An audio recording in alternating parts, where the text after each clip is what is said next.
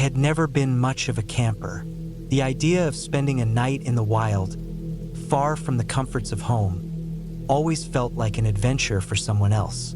But when my friend Tim insisted on going for a weekend trip to a remote campsite in the woods, I reluctantly agreed. I needed a break from the grind, and I figured that some fresh air might do me good. We arrived at the site just as the sun was dipping below the horizon. The forest stretched out around us like a thick, green sea. The trees, tall and imposing, blocked out much of the light, and the air felt cool and damp. I was already regretting my decision to come here. The woods looked untouched, raw, and the thought of being in the middle of nowhere for the next 2 days sent a chill down my spine. Tim, on the other hand, was in his element. He started setting up the tent with practiced hands, clearly enjoying the process. His enthusiasm was enough to make me feel a little better about the situation. But it wasn't long before the sounds of the forest around us began to draw my attention. Birds chirped in the distance, and the wind rustled through the trees. But there was also a strange silence that felt unnerving. It was almost as if the forest was holding its breath. As Tim finished with the tent, he suggested we go for a quick hike before it got too dark. I wasn't particularly eager to leave the campsite, but I figured a short walk might clear my head. We grabbed our flashlights, and with Tim leading the way, we ventured off the path. The woods were dense, and the ground beneath our feet was uneven. Twigs snapped underfoot, and the smell of damp earth filled the air. The light from our flashlights bounced off the trees, casting long shadows that seemed to shift as we walked. There was no real trail, just the two of us wandering deeper into the forest, the silence growing thicker around us. I tried to focus on the surroundings, but my mind kept drifting to the thought of being so far from civilization. My thoughts were interrupted by a rustling in the bushes. I froze, my heart racing. Tim stopped as well, and we both looked toward the sound. It was quiet for a moment, and then the rustling continued. But it didn't sound like an animal. It was too deliberate. A human-like movement, perhaps. My hand instinctively went to my flashlight, gripping it tighter. Tim gave me a reassuring glance, but I could see the unease in his eyes. We waited for a moment, the rustling continuing sporadically. I felt a knot tighten in my stomach, but Tim motioned for me to keep walking. We moved on, but the noise followed us, staying just out of view, never loud enough to identify its source. My pulse quickened, and I found myself glancing over my shoulder every few seconds. After what felt like an eternity, we reached a small clearing. Tim stopped to catch his breath, and I was grateful for the brief respite. The air felt colder here, and I could see my breath in the dim light of the flashlights. I glanced around, but there was something strange about the way the trees stood, almost as if they were leaning in towards us. It was unsettling. Tim didn't seem to notice, though. He seemed content to rest, but I couldn't shake the feeling that we were being watched. The rustling from earlier had stopped, but the sense of unease had only deepened. I wanted to say something, but I couldn't find the words. There was no real reason to be scared, but something wasn't right. I forced myself to take a deep breath and refocus on the present. We were just in a remote forest, nothing to worry about, right? I glanced at my phone to check the time, but there was no signal. Not that I expected one, but the absence of it made me feel even more isolated. We decided to head back to camp before it got too dark. The walk back was quicker, though I still couldn't shake the feeling that something was off. The air seemed to grow thicker, the shadows deeper. I kept expecting to hear the rustling again, but it didn't come. When we finally reached camp, the fire was still going, casting a warm glow across the site. Tim started preparing dinner while I set up the chairs. The sound of crackling wood and the scent of campfire smoke began to ease my nerves, but I couldn't fully shake the feeling that something had followed us back. That night, after dinner, we sat by the fire, staring into the flames. I kept my flashlight within arm's reach, my eyes scanning the trees around us. The forest was alive with sounds. Crickets chirping, the occasional snap of a branch, but everything felt distant, like we were in a world apart from everything else. We decided to head to bed early, both of us tired from the day's hike. I crawled into the tent, zipped it up, and tried to push the lingering feeling of unease out of my mind. But sleep didn't come easily. Every creak and groan of the tent in the wind had me awake, listening. The rustling from earlier kept replaying in my mind, and I couldn't shake the thought that someone or something was still out there, just beyond the light of the fire. At some point during the night, I must have drifted off because I woke up with a start, heart pounding. It was pitch black outside, and the only sound was the faint wind whispering through the trees. My flashlight was still beside me, but I didn't move to grab it. Instead, I listened, my mind racing. There was someone moving around outside. I could hear footsteps, soft but deliberate, crunching on the ground. It was close, too close for comfort. My mind screamed at me to do something, but I stayed frozen, listening. The footsteps moved around the tent, slow, methodical. They stopped near the entrance, and I held my breath, trying to keep as quiet as possible. I could feel my heart hammering in my chest, every second feeling like an eternity. Then, just as quickly as they had appeared, the footsteps stopped. The night went still. I waited for what felt like hours, my mind running wild with possibilities. Had someone been watching us the entire time? Was it just an animal? Eventually, exhaustion won, and I drifted back into a restless sleep. When morning finally came, the camp was quiet. The sun was already high in the sky, and the air had a strange calm to it. The footsteps I had heard during the night were gone, but so was the sense of unease. For a moment, everything felt normal again. We packed up the camp, my nerves still on edge but trying to push through it. As we were leaving, I caught one last glimpse of the woods. It looked peaceful in the daylight, serene even, but there was something in the trees that made my stomach twist, something I couldn't quite place. When we got back to the car, Tim seemed oblivious to the tension that had lingered in the air. He was chatting away about the hike we had planned for next year. But as I looked back at the forest one last time, I knew one thing for sure. I would never return to that place again. There was something out there, something that didn't belong, something that I couldn't explain, but that I would never forget.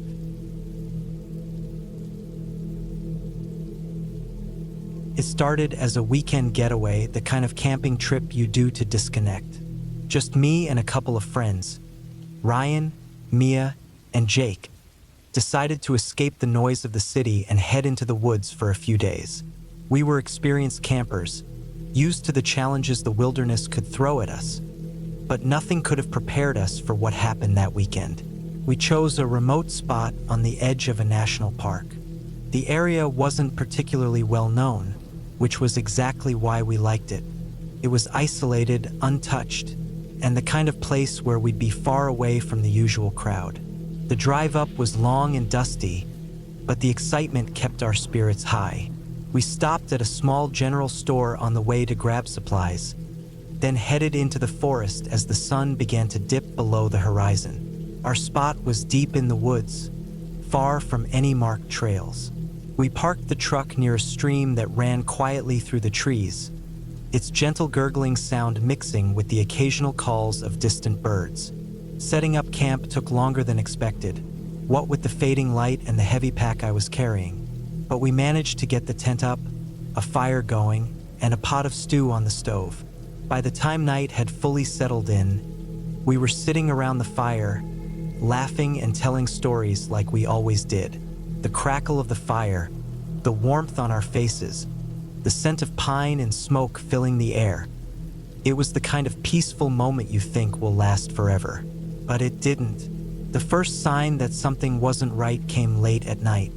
I woke up to a noise outside the tent. At first, I thought it was just the wind, or maybe a deer passing by. But it wasn't. There was something deliberate about the way the branches outside were snapping. It was too close, too precise. I lay still in the dark, straining my ears. The noise continued for a few minutes, then stopped. I told myself it was nothing, a raccoon or some other animal. But then came a soft thud, like something heavy had dropped to the ground. I held my breath, waiting. Silence again. Did anyone else hear that? I whispered, though I wasn't sure who I was asking. I could hear Jake's slow, steady breathing beside me. Mia and Ryan were still sound asleep. I waited for a few more moments, hoping to convince myself it was nothing. But the noise started up again, this time closer. It was like footsteps, though they didn't sound human. Too slow, too heavy. I knew I wasn't imagining it. My heart began to race. I moved slowly to unzip the tent, trying not to wake the others. I wanted to look outside, but something told me that wasn't a good idea. Something about the feeling of being watched made the hairs on my neck stand up. I don't know why, but I couldn't bring myself to open the tent flap. Instead, I just listened. Minutes felt like hours. The sounds came and went, but nothing ever revealed itself. When I finally felt the weight in my chest ease just a little, I reluctantly closed my eyes again, telling myself that I was just paranoid. I tried to fall back asleep, but sleep wouldn't come. I kept imagining shapes moving outside the tent, the sound of sticks breaking, something lurking just out of sight. When morning finally came, I was the first to rise. The fire had long since burned out, and the only light came from the weak rays of the sun filtering through the trees. The others were still asleep, so I decided to step outside for a quick breath of fresh air. My feet crunched in the dry leaves as I walked toward the stream, but even though it was morning, the air felt colder than it should have. I knelt down to wash my face in the stream, trying to shake off the unease that had clung to me all night. That's when I noticed something odd. Fresh footprints in the mud, large, deep prints that looked like they had been made just hours before. They weren't animal tracks. The shape was wrong. Too wide, too uneven. I stood up quickly, my stomach twisting. It felt like someone had been watching us through the night, walking around our camp, waiting for the right moment. I turned back to the tent, hesitant to tell anyone about the tracks. Could have been nothing, just some random hiker passing through, but it didn't feel like that. Not with the way the hair on the back of my neck prickled, and not with the way the tracks seemed to go in a circle around our campsite like they were trying to track our movements. I tried to push the thought aside as I returned to the fire, but the tracks haunted me. When the others woke up, I didn't mention it. We ate breakfast, cleaned up, and decided to take a hike. We followed an old trail through the woods, hoping that the distance would help calm my nerves.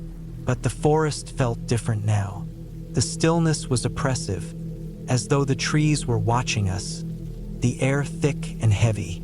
We didn't talk much as we hiked, each of us lost in our own thoughts.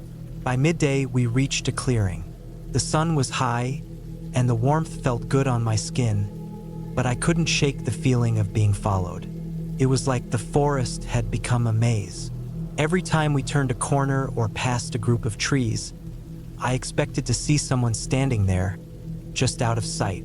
Mia suggested we stop for lunch, and we sat in the clearing, eating our sandwiches and snacks. The birds were quiet now, and the distant sound of the stream was gone. The forest was unnaturally silent. That's when we heard the snap of a twig behind us. I froze, my sandwich halfway to my mouth. Jake looked over at me, confused, but I couldn't speak. My eyes darted to the trees, scanning for any movement, but all I saw were the trunks, thick and still. My breath caught in my throat. I didn't want to seem paranoid, but I couldn't ignore it anymore. Something wasn't right. Ryan looked around. "What's up?" he asked, clearly trying to sound casual. "Did you hear that?" I whispered. My heart was pounding, and I tried to swallow the lump in my throat. The others looked at me, then at each other. "Probably just a deer," Jake said, though his voice lacked its usual confidence. We finished lunch in silence, but the unease lingered. We didn't stick around in the clearing for long. We packed up and made our way back to camp, but the hike back felt longer, the shadows deeper, the silence heavier. When we got back, the camp was strangely quiet. No birds, no rustling in the leaves, just the steady wind in the trees. That's when we saw it. Our backpacks had been moved. The bags that we had left by the fire were now sitting a few feet away, scattered in different directions, their contents half unpacked, like someone had rifled through them. My stomach sank. It wasn't just the footprints. It wasn't just the noises at night. Now, it felt like someone had been watching us the entire time. We gathered around the fire, trying to figure out what to do. We debated heading back to the truck, but it was late in the day, and we were miles from the nearest road. There was no way we'd make it out before dark. We could feel the tension in the air, and the weight of it was making my skin crawl. That night, we kept watch in shifts. We all stayed awake, the fire crackling between us, our eyes scanning the darkness, waiting for something, anything, to happen. But nothing did. The night passed without incident, but the sense of being watched never left. We slept in short bursts, always alert, always listening. In the morning, we packed up quickly. The unease had turned into full-blown fear, and I could tell we were all thinking the same thing. We needed to get out of there. We hiked out in silence, the forest feeling oppressive around us. It wasn't until we reached the truck that we finally allowed ourselves to breathe. The drive back was quiet, the tension of the past few days still lingering between us, unspoken. When we got home, we never spoke about it again. But I can't forget that feeling, the feeling of being hunted, of being watched by something or someone out there in the woods. I don't know who or what it was, and I don't want to. All I know is that I'll never go back to that spot, ever. And I'll never forget the silence of the forest, the kind of silence that feels like it's hiding something. The fear has never really left me, not completely. Every time I walk into the woods now, I can't shake the feeling that I'm being watched. And sometimes, when the wind blows just right, I still hear the snap of a twig behind me. But at least I know I'm safe. I made it out, and that's enough. The sound of crackling leaves beneath my boots was the only thing that accompanied me as I hiked through the dense forest. The trees towered overhead, their branches intertwining like hands reaching for each other. The air was crisp, and the sky above me was a dull gray, hinting at the rain that might come later. It had been a long day, and I was eager to reach my campsite before it got dark. I decided to go camping alone this weekend, partly because I needed to clear my head and partly because I wanted a challenge. I'd been working long hours lately, and the idea of being out here in the quiet, away from everyone, was appealing. I didn't expect any trouble. This wasn't my first time camping in the wilderness, but something about this place felt different. It was quieter than I remembered, and the silence wasn't comforting. It felt oppressive, like the forest was holding its breath, waiting for something. By the time I reached my site, the sun was dipping below the horizon, casting long shadows across the forest floor. I quickly set up my tent, the familiar motions grounding me, and started a small fire to cook my meal. The warmth of the fire felt good against the chill of the evening air, and I sat there, staring into the flames, thinking about everything and nothing at all. As the night deepened, the woods seemed to come alive in a way that made me uneasy.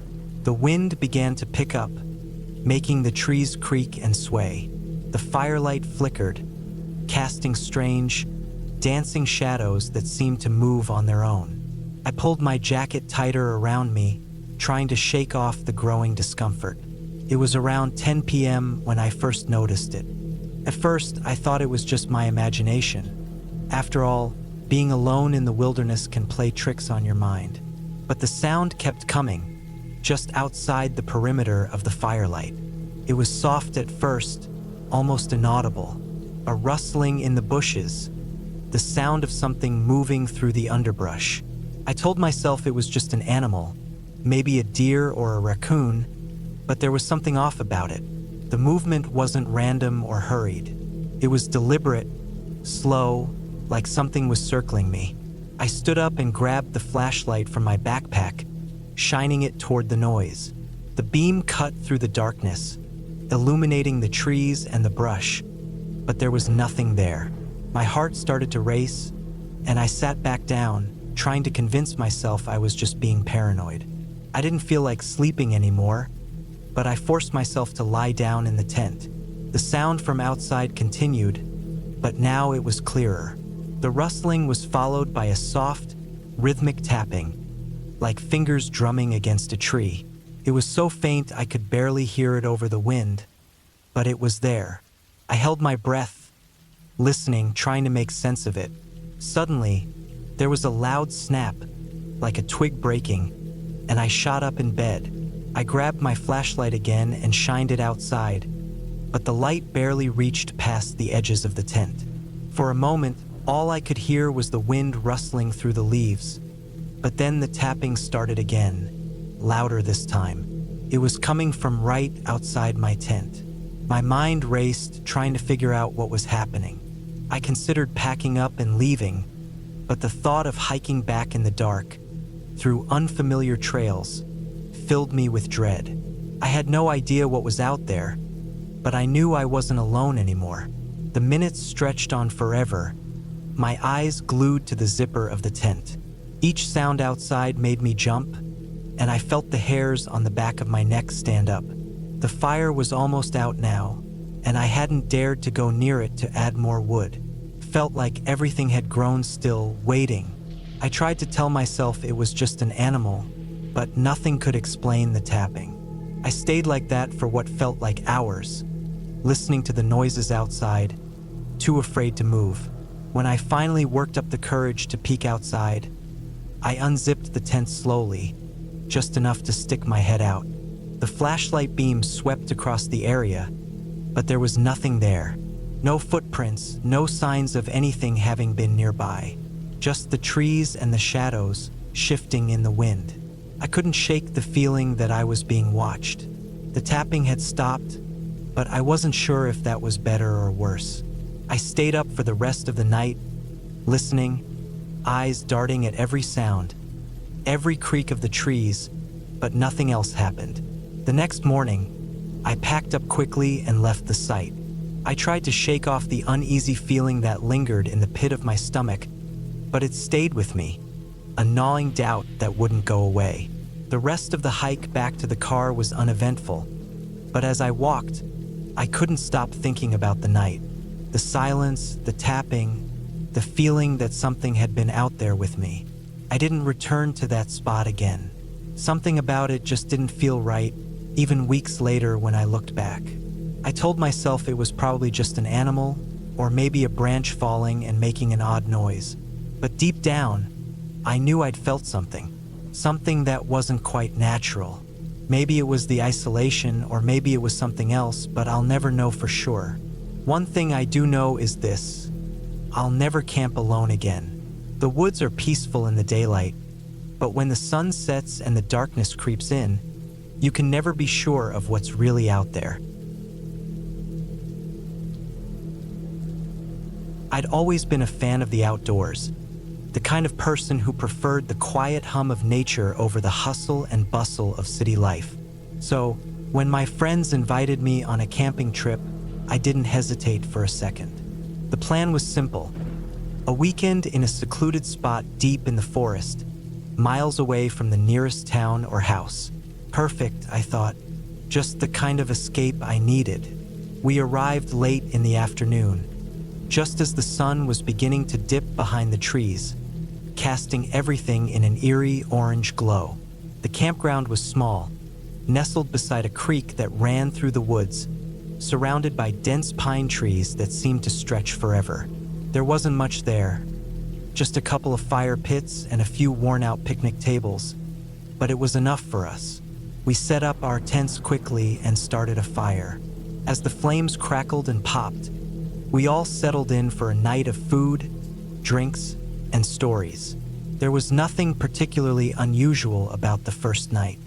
We roasted marshmallows, laughed at old jokes, and listened to the sound of the creek flowing nearby. The stars were clearer than I'd ever seen them before, and for a while, everything felt perfect. But as the night wore on, the woods seemed to grow quieter.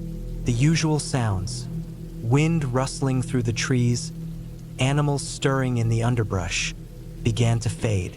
The air turned still, almost unnervingly so. At one point, I thought I heard something moving in the trees, but when I looked, there was nothing there. I tried to shake off the feeling of unease, telling myself that it was just my mind playing tricks on me. After all, the forest could be quiet sometimes, right? I wasn't the only one feeling on edge, though. I caught my friends exchanging nervous glances as we sat around the fire, but no one spoke up about it. We all just tried to ignore the creeping sense of discomfort that hung in the air. When the fire finally burned low and we crawled into our tents for the night, I couldn't shake the feeling that something was off.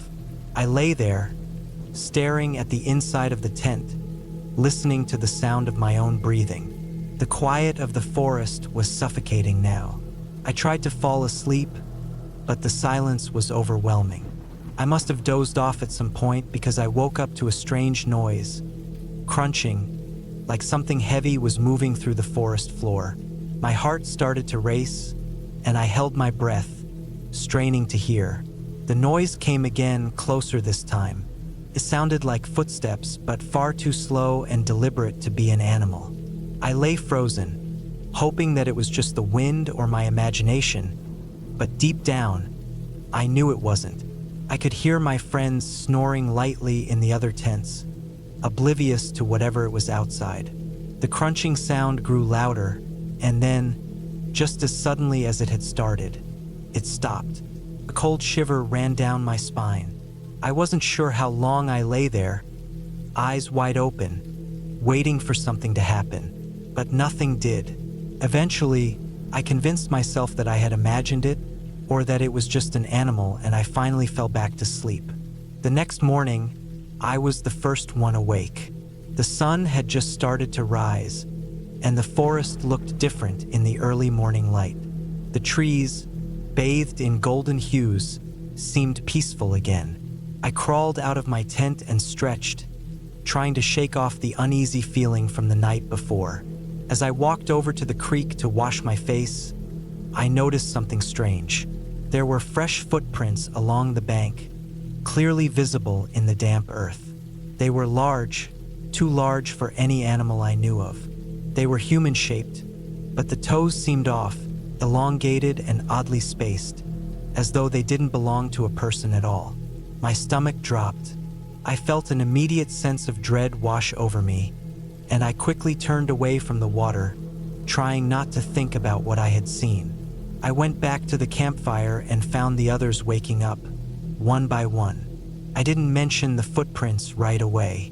I didn't want to scare anyone, but I couldn't shake the feeling that something was wrong, and I knew it wasn't just in my head. I spent the rest of the morning on edge, constantly checking the tree line, trying to stay calm. The others seemed fine, but there was an unease in the air that none of us could ignore. As the day wore on, we decided to go for a hike. We figured some fresh air would do us all good. We followed the creek upstream, the sound of the water calming our nerves, but the further we went, the more uncomfortable I felt. The forest grew denser, and the trees closed in around us, blocking out the sun and casting everything in shadow. It was peaceful, yes, but in that unsettling way that only a deep, wild forest can be. It was too quiet, too still. We came across more footprints as we walked, and this time, I couldn't ignore them. They were everywhere, scattered across the ground, leading off the trail and into the woods. The strange, elongated toes were unmistakable. I tried to convince myself it was just someone else who had been out here before us, but deep down, I knew that wasn't true. There was something wrong with those prints. They didn't look human. I mentioned it to the group, but no one seemed to take it seriously. They shrugged it off as animal tracks, maybe a bear or some other large creature. But I couldn't let it go. I had a feeling we weren't alone. As we continued deeper into the woods, I started noticing other strange things. Broken branches, odd rustling sounds in the trees, something moving just out of the corner of my eye. But when I turned to look, there was nothing there. I felt like we were being watched. We decided to turn back, but when we retraced our steps, I realized something wasn't right. The trail had changed. We had crossed a small stream earlier, but now it was gone. The landscape looked different, like we had walked in a circle and ended up back at the same spot. I was starting to panic. The woods didn't make sense anymore. The air felt heavier, thick with an invisible pressure. We pushed forward, trying to find our way back to camp, but every time we thought we were heading in the right direction, something else would throw us off. The trees seemed to close in tighter. I felt a cold sweat on the back of my neck, my pulse racing. I was sure we were lost. Just when I thought we were completely disoriented, we came across something unexpected. A small clearing. At first, I thought it was just a trick of the light, but as I stepped forward, I saw what it was. It was a cabin. It wasn't on any map, and none of us had heard about it before. The building was old, the wood weathered and gray, with vines crawling up the walls. There were no windows, just small, dark openings. I felt a chill run through me as we approached. It didn't seem like a place where people lived. It felt abandoned, forgotten. And yet, something told me that it was still being used. We stood there for a few moments, unsure of what to do. The others were hesitant, but I felt like I had to go inside. There was something pulling me toward it, something I couldn't explain. I took a step forward, then another. The others followed reluctantly, though I could tell they were just as uneasy as I was. When we opened the door, the smell hit us immediately, damp, musty, like something had been rotting inside for years. The air was thick with the scent of decay. The inside was dark, but I could make out the faint outline of old furniture covered in dust. I stepped further in, feeling a strange compulsion to explore. I turned a corner and found something that froze me in my tracks.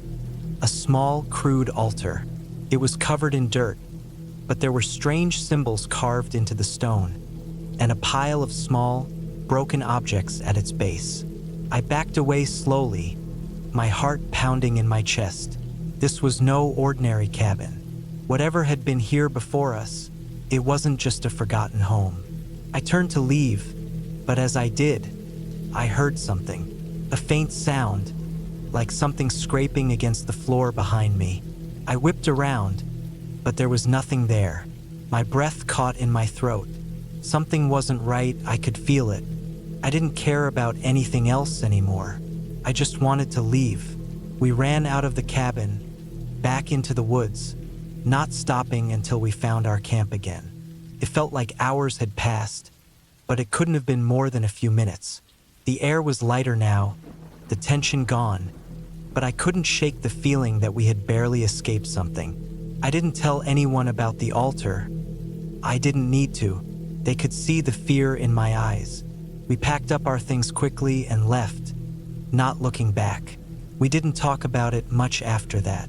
We told ourselves it was just a weird coincidence, that we were tired and our minds had played tricks on us. But I knew the truth. Whatever we had found in those woods, it was real. It had been waiting for us, and I don't think it wanted us to leave.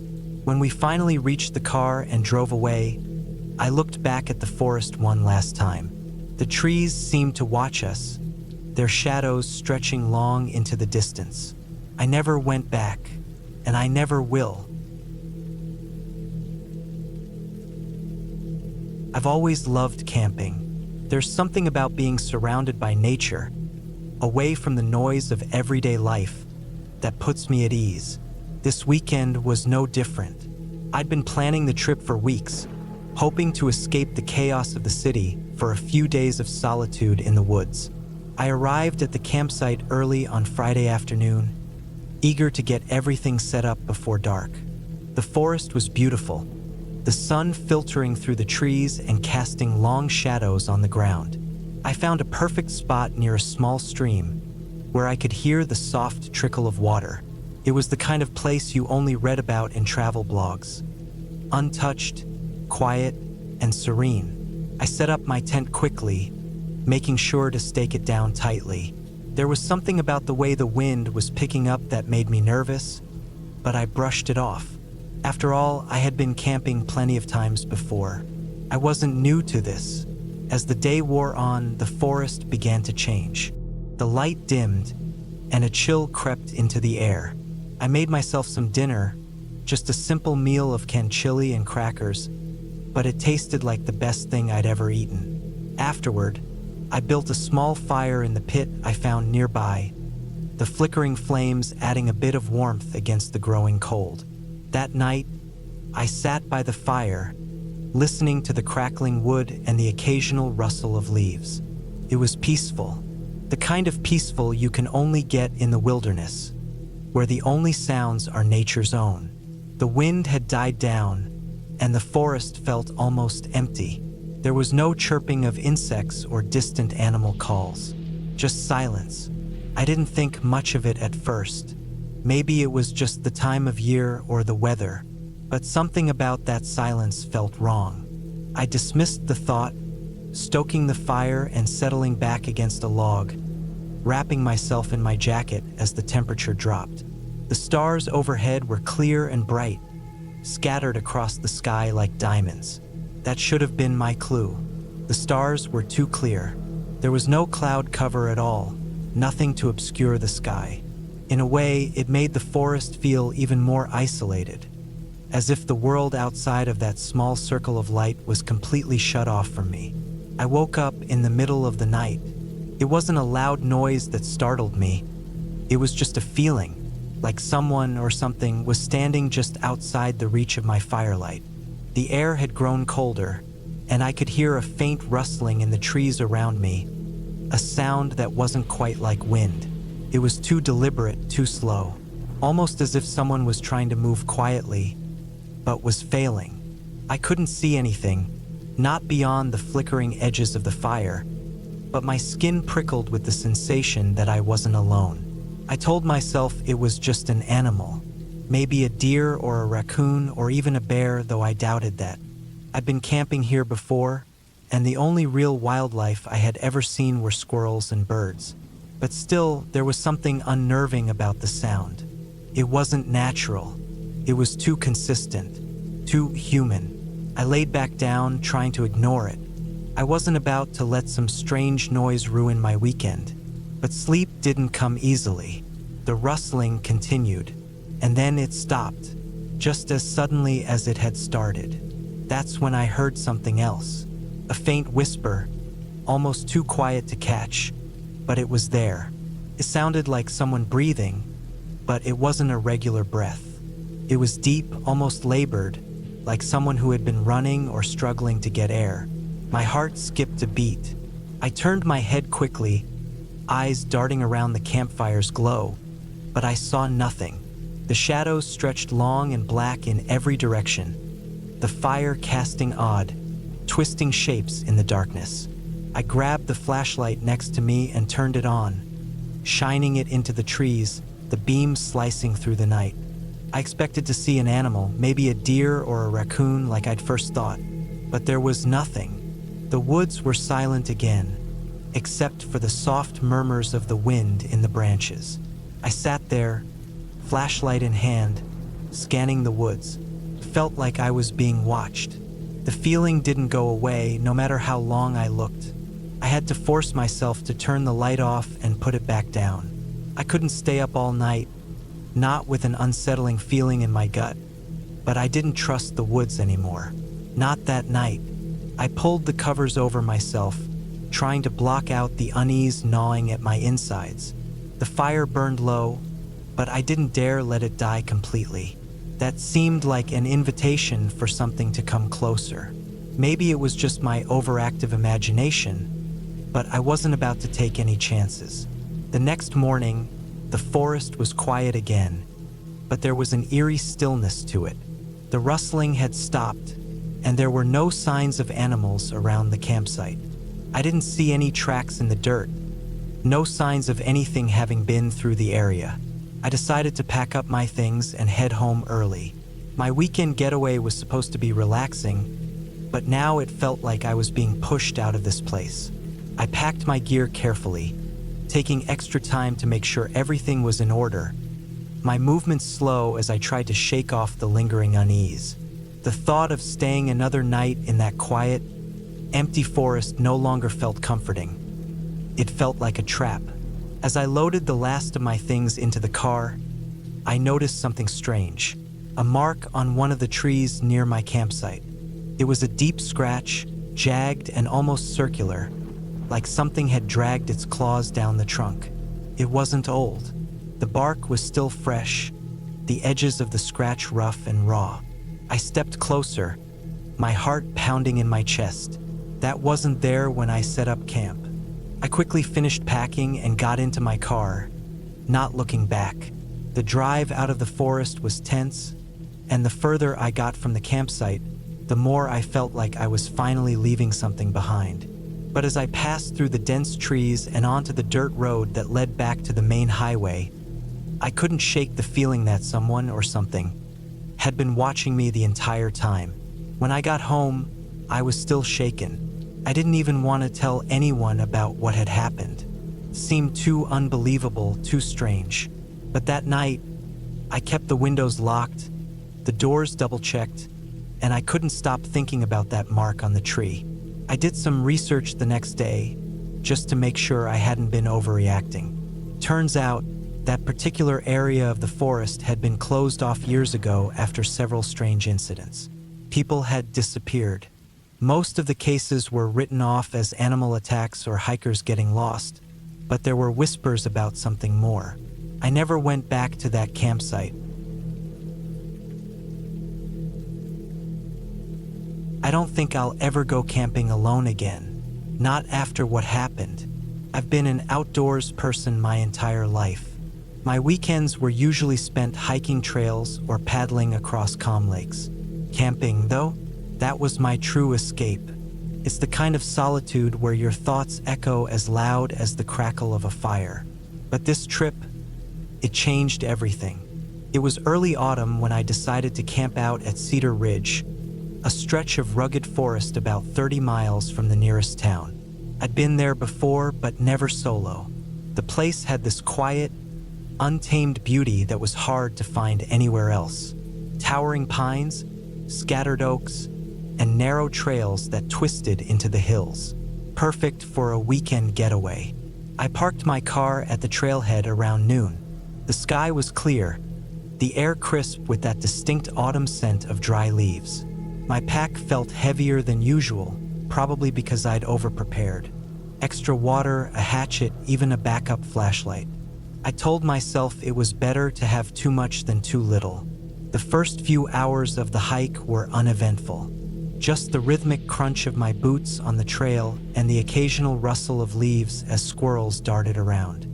The sun hung low in the sky when I reached my campsite, a small clearing near a stream. I'd picked it because it was secluded, far enough off the main trail that I wouldn't have to worry about other campers.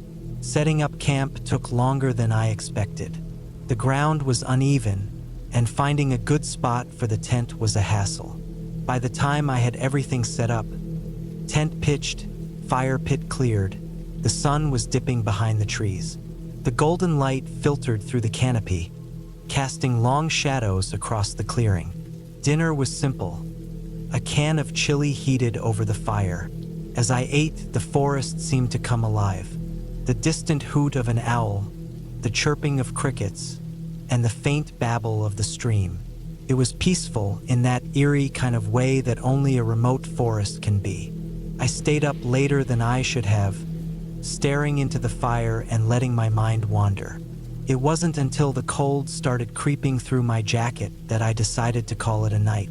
I doused the fire, double-checked that my food was stored in a bear bag high up in a tree, and crawled into my tent. Sleep came quickly. Somewhere in the middle of the night, I woke up. At first, I didn't know why. My sleeping bag was warm, and the forest outside was quiet except for the usual night sounds. Then I heard it, a faint crunching noise, like footsteps on dry leaves. It wasn't close, but it wasn't far either. My heart started to race. I stayed perfectly still, straining to hear. The footsteps were slow, deliberate. They seemed to circle the clearing, stopping and starting at random intervals. I tried to convince myself it was an animal, a deer maybe, or a raccoon, but something about the rhythm felt off. The footsteps stopped. For several minutes, there was nothing but silence. Just as I was starting to think I'd imagined it, I heard another sound, a faint metallic clink, like two pieces of metal tapping together. My mind raced. Animals don't carry metal. I reached for the flashlight next to my sleeping bag, careful to move as quietly as possible. My hand was shaking as I clicked it on. The beam of light cut through the darkness, illuminating the inside of the tent. I listened, waiting for another sound. Nothing. I stayed awake for the rest of the night, clutching the flashlight like it was a weapon. The footsteps didn't return, but I couldn't shake the feeling that I wasn't alone. When the first light of dawn broke through the trees, I unzipped the tent and stepped outside. The clearing looked exactly as I'd left it. No signs of anything unusual. Still, I couldn't shake the unease. I decided to pack up and head back to the trailhead. As I was breaking down the tent, I noticed something that made my stomach drop. There, in the dirt just a few feet from the edge of the clearing, was a single footprint. Human, and far larger than my own. I moved quickly after that, my nerves on edge with every step. The trail felt different in the daylight, less welcoming. Every crack of a branch or rustle of leaves had me looking over my shoulder. The thought of someone or something following me gnawed at the back of my mind. I was about a mile from the trailhead when I found it. A small pile of rocks stacked in the middle of the trail. It hadn't been there when I hiked in. The rocks were arranged in a neat little cairn, too deliberate to be natural. I stopped, staring at it for what felt like an eternity. Then I stepped around it and kept moving, my pace quickening. The final stretch of the trail felt like a blur. I don't even remember unlocking my car or throwing my pack into the back seat. I just wanted to be gone. As I drove away, I kept glancing in the rearview mirror, half expecting to see someone standing at the edge of the trees. That night, back in my apartment, I replayed everything in my head. The footsteps, the clinking sound, the footprint, the cairn. I tried to come up with logical explanations. Maybe it was another camper, someone who didn't realize how close they were to my sight. But that didn't explain the footprint by my tent or the rocks on the trail. Weeks later, I was talking to a coworker about the trip. He's into true crime and mentioned something that sent a chill down my spine. Cedar Ridge had been the site of a missing persons case years ago. A solo hiker who'd vanished without a trace. The search teams found his camp, but no sign of him. I don't know what happened that night. Maybe it was just my imagination playing tricks on me. Maybe it was something worse. All I know is I've never felt fear like that before, and I'll never camp alone again.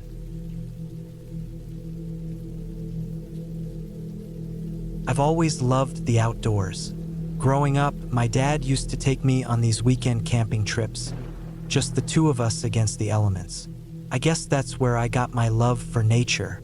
The sound of leaves crunching underfoot, the earthy smell of pine, the way the stars look like a scattered mosaic when you're far from city lights. It's addictive in a way, that solitude, that connection to something primal.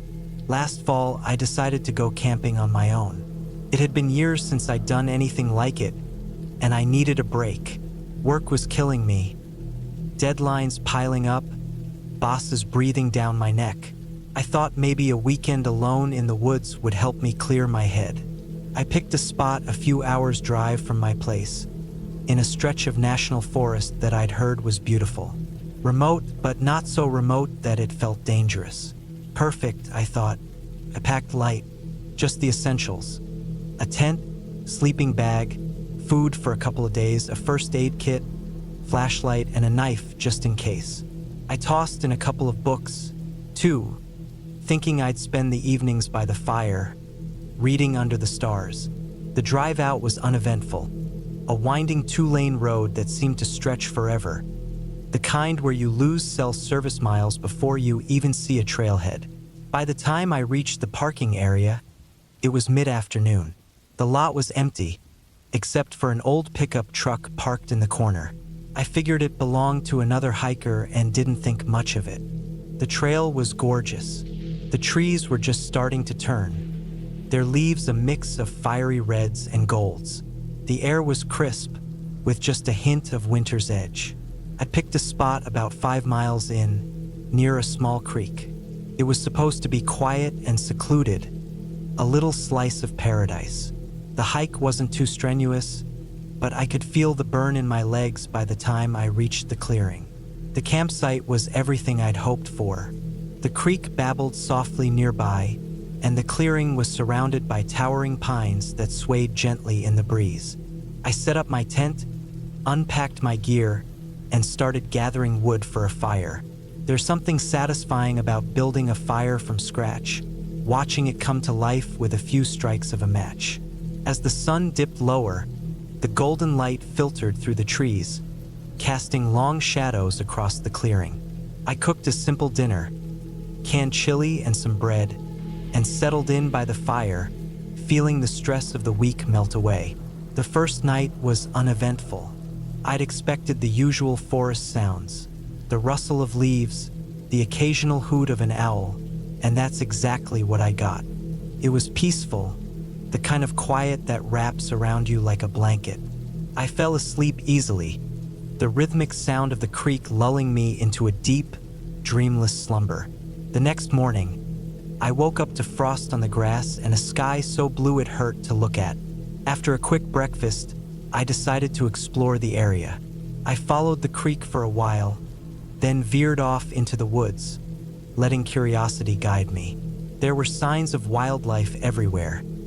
Deer tracks in the mud, the distant chatter of squirrels. I even stumbled upon an old, overgrown trail that looked like it hadn't been used in years. It was one of those days where time seemed to lose all meaning, where you feel completely in tune with the world around you. It wasn't until late afternoon that I headed back to camp. As I got closer, I noticed something that stopped me in my tracks. The fire pit I'd built the night before had been disturbed. The rocks were scattered, and the ashes were cold. At first, I thought maybe an animal had gotten into it, but then I saw the footprints. They weren't mine. They were larger, heavier, and led off into the woods. My heart started to pound. I hadn't seen another soul since I arrived, and the thought of someone wandering through my campsite while I was gone sent a chill down my spine. I tried to shake it off. Maybe it was just a hunter passing through, I told myself, but the rest of the evening I couldn't relax. Every snap of a twig, every rustle of leaves set my nerves on edge. I kept the fire going until well after dark, the flickering flames the only thing keeping the shadows at bay. I slept fitfully that night, every little sound jerking me awake. The next morning, I found something that made my blood run cold.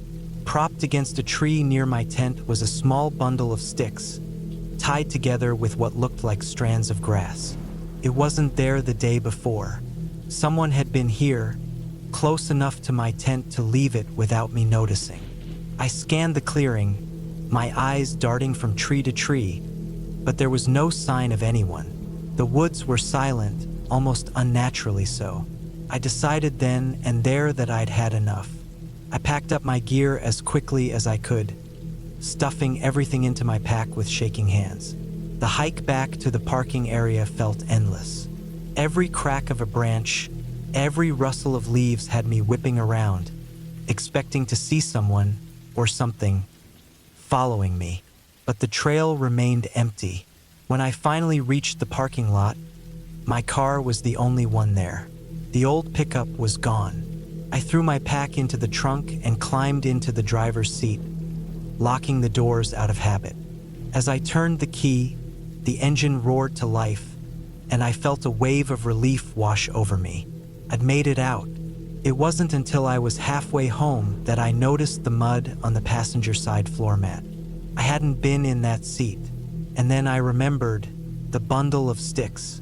My stomach dropped as I realized that whoever had been in my camp hadn't just been watching me. They'd been in my car, too. I never went back to that forest. For weeks, I couldn't shake the feeling that I was being watched, that someone was following me. Even now, I triple-check the locks on my doors and windows before I go to bed. The outdoors don't feel the same anymore. That sense of peace, that connection to nature, it's gone. Replaced by something darker, something that lingers just out of sight, like a shadow in the corner of your eye. I still wonder who they were, what they wanted, but some questions are better left unanswered. I always considered myself an outdoorsy kind of person. There was something about the smell of pine trees, the crunch of dirt underfoot, and the solitude of being away from it all that made me feel alive. So when I planned a solo camping trip in the backwoods of Oregon, it felt like a no-brainer. I had all the gear, the experience, and the knowledge to make it through a weekend of solitude. But this time, things didn't go the way I'd hoped.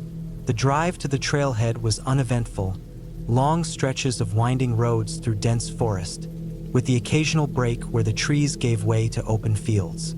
The trailhead parking lot was empty when I arrived. Perfect. I wanted to get away from people, and it seemed like I'd picked the right time and place. I parked my car, shouldered my pack, and locked up before heading into the woods. The trail itself was narrow but well-marked. The air was cool, the sun filtering through the canopy in broken patches. I'd planned a loop that would take me 2 days to complete, camping overnight by a small lake about 10 miles in. The trail gradually climbed, winding its way through stands of fir and cedar, the earthy smell of damp moss and decaying leaves filling the air. I felt at ease, enjoying the quiet rhythm of walking. About 5 miles in, I noticed something unusual. The forest around me was silent. Normally, you'd hear birds chirping, the rustle of squirrels in the underbrush, or the occasional crack of a branch. But here it was still eerily so. At first, I chalked it up to my imagination. Maybe I just hadn't been paying attention. But as I continued, the silence followed me, pressing down like a weight. I tried to shake it off, telling myself it was just one of those weird quirks of nature. When I reached the lake in the late afternoon, the stillness persisted. The lake was small, maybe a couple 100 feet across, surrounded by tall pines that cast long shadows on the water. I set up my tent near the shore, feeling a slight unease I couldn't quite place. I'd camped alone many times before and never felt like this, but I shrugged it off, blaming it on the lack of noise. After all, I was here to disconnect, and maybe this was just my mind struggling to adjust. I spent the evening gathering firewood and cooking a simple meal on my camp stove. As the sun dipped below the horizon, the shadows stretched longer, and the lake's surface turned an inky black. I built a small fire, the flickering flames casting dancing light on the trees around me. The silence was starting to gnaw at me, so I busied myself checking my gear, making sure everything was in order. That night, I barely slept. I'd wake up at every little sound, heart racing, only to realize it was just the wind in the trees or the creak of a branch. My mind kept playing tricks on me, imagining shapes moving in the dark. I told myself it was just nerves and exhaustion, but it didn't help much. The next morning, I packed up and continued along the trail. The silence followed me, an unwelcome companion. Around midday, I came across a section of the trail that had been washed out by recent rains. The ground was muddy, and the path was barely visible. I had to climb over fallen logs and navigate around thick brush to find my way back to the trail. It was slow going, and by the time I got back on track, I was tired and frustrated. As I trudged along, I noticed something else that set me on edge: footprints. At first, I thought they were mine, but they were too fresh, the edges of the prints sharp and clean. They were the same size as my boots, heading in the same direction I was going. I hadn't seen anyone else on the trail, and the thought of someone being out here without me knowing made my skin crawl. I stopped and looked around, scanning the forest for any sign of movement. Nothing, just the same oppressive stillness. I tried to dismiss it, telling myself it was probably just a hiker who'd passed through earlier in the morning. But I couldn't shake the feeling that I wasn't alone. I quickened my pace, eager to put some distance between myself and whoever might be out here. By late afternoon, I reached a clearing where I planned to camp for the night. The area was open, with a few scattered trees and a clear view of the sky. It felt less claustrophobic than the dense forest, and I hoped it would help ease my nerves. I set up my tent and built another fire, the warm light a small comfort in the growing darkness. As I sat by the fire, eating my dinner, I felt the hairs on the back of my neck stand up. That primal instinct, the one that tells you something isn't right, kicked in hard. I turned slowly, scanning the treeline. At first, I saw nothing, just the flickering shadows cast by the fire. But then, just at the edge of the light, I thought I saw movement, a shape, indistinct, slipping between the trees.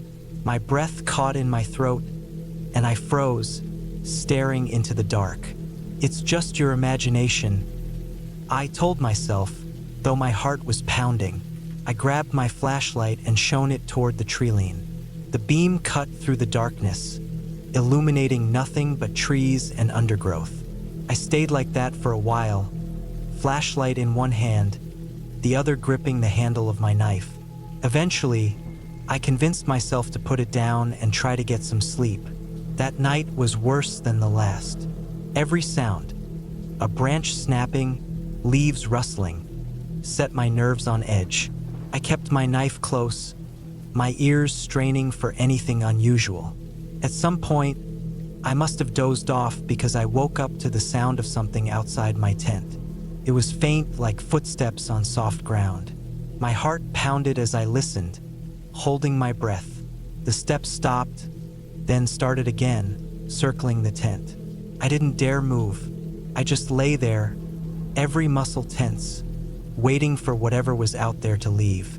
Eventually, the sound faded, and I heard nothing but the wind.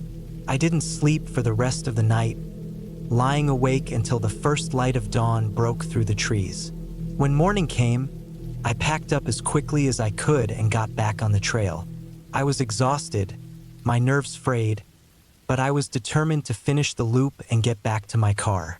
The footprints I'd seen the day before were still there, but now they were joined by another set. Two people walking together, heading in the same direction as me. My stomach churned at the thought. Who were they? Why hadn't I seen them? The final stretch of the trail was grueling.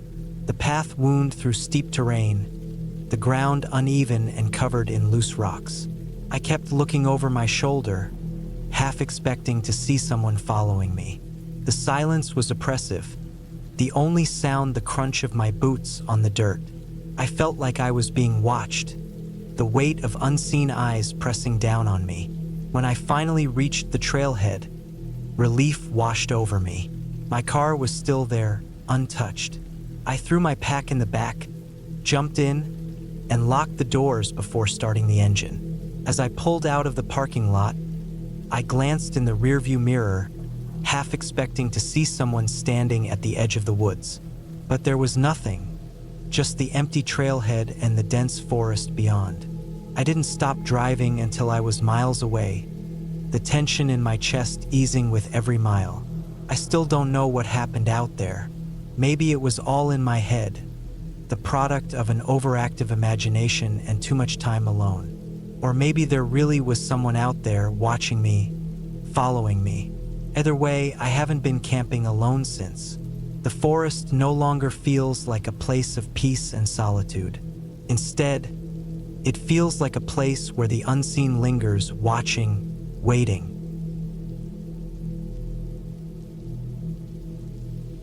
It started as a weekend getaway, just me and the mountains. I'd planned the trip for weeks, mapping out trails and packing gear. After working long hours in the city, I craved the silence of nature. There's something calming about the idea of being away from the constant noise. No emails, no deadlines, no people. Just me, the trees, and the open sky. The drive to the trailhead was uneventful. A winding path of asphalt that gradually gave way to gravel. The mountains loomed in the distance, their peaks capped with snow even in late spring. I reached the parking area around noon, parked my car, and shouldered my pack. It felt heavier than I'd remembered during my test runs, but I shrugged it off. Better over-prepared than under. The trail started easily enough, a gentle incline through dense forest. Sunlight filtered through the canopy, dappling the ground in patterns that shifted with the breeze. The air was crisp and clean, carrying the scent of pine and damp earth. I passed a couple heading back down the trail. We exchanged brief nods, but I didn't stop to chat. I was eager to get to my planned campsite, a secluded clearing by a small lake about 8 miles in. The first few miles were uneventful. I settled into a rhythm, my boots crunching on the dirt path. Occasionally, I'd hear the rustle of wildlife, a squirrel darting through the underbrush or the distant call of a bird. Around mile 5, the trail grew steeper and the trees began to thin. The climb was taxing, but the views made it worthwhile. To my left, the land dropped away into a deep valley, its floor a patchwork of green. In the distance, I could see the lake, a glint of blue nestled among the trees. By the time I reached the clearing, the sun was beginning its descent, painting the sky in shades of orange and pink. The lake was as beautiful as I'd hoped, its surface smooth and still, reflecting the colors of the sky. I set down my pack and took a moment to catch my breath. The solitude was perfect, not a single sign of another person. Setting up camp took longer than I expected. The ground was uneven, and it took some effort to find a flat spot for my tent. By the time I finished, the sky had darkened, and the first stars were visible. I built a small fire and cooked a quick dinner, instant noodles and a granola bar. It wasn't gourmet, but out here, even simple food tasted better. Afterward, I sat by the fire, staring into the flames and listening to the sounds of the night. Frogs croaked from the edge of the lake, and crickets chirped in the grass. It was peaceful, exactly what I'd come for. I went to bed early, exhausted from the hike. The air inside the tent was cool, but my sleeping bag was warm, and I drifted off quickly. At some point in the night, I woke up. I wasn't sure what had roused me. A dream, maybe, or the call of some nocturnal animal. I lay still, listening. The forest was quiet, the kind of quiet that feels heavy, almost oppressive. I couldn't hear the frogs or the crickets anymore. Then I heard it, a faint crunch like a footstep on dry leaves. My heart rate spiked. I told myself it was probably an animal, a deer maybe, or a raccoon. But the sound came again, closer this time. It wasn't the erratic rustling of an animal. It was deliberate, measured. Someone was walking around my campsite. I stayed frozen in my sleeping bag, every nerve on edge. The footsteps circled my tent, pausing occasionally, as if whoever it was listening. My mind raced through the possibilities. Could it be another hiker? But why would they be wandering around my tent in the middle of the night? My knife was in the outer pocket of my pack, just outside the tent. I cursed myself for not keeping it closer. The footsteps stopped directly outside the tent. I held my breath, my heart hammering so loud I was sure it could be heard. A shadow passed over the thin fabric, blocking out the faint starlight. Whoever it was, they were standing right there. I don't know how long I lay there, paralyzed. Felt like hours, but it was probably only minutes. Eventually, the footsteps started again, moving away from the tent. I waited until I couldn't hear them anymore before I dared to move. My hand shook as I unzipped the tent just enough to peek out. The fire had burned down to embers, casting a dim glow over the clearing. There was no one in sight. I spent the rest of the night wide awake, clutching the knife I'd finally retrieved from my pack. Every rustle of leaves, every creak of branches, set my nerves on edge. But the footsteps didn't return. When dawn finally broke, I packed up camp as quickly as I could. My hands were trembling as I rolled up my sleeping bag and took down the tent. I didn't bother with breakfast. I just wanted to get out of there. As I was securing my pack, I noticed something that made my stomach drop.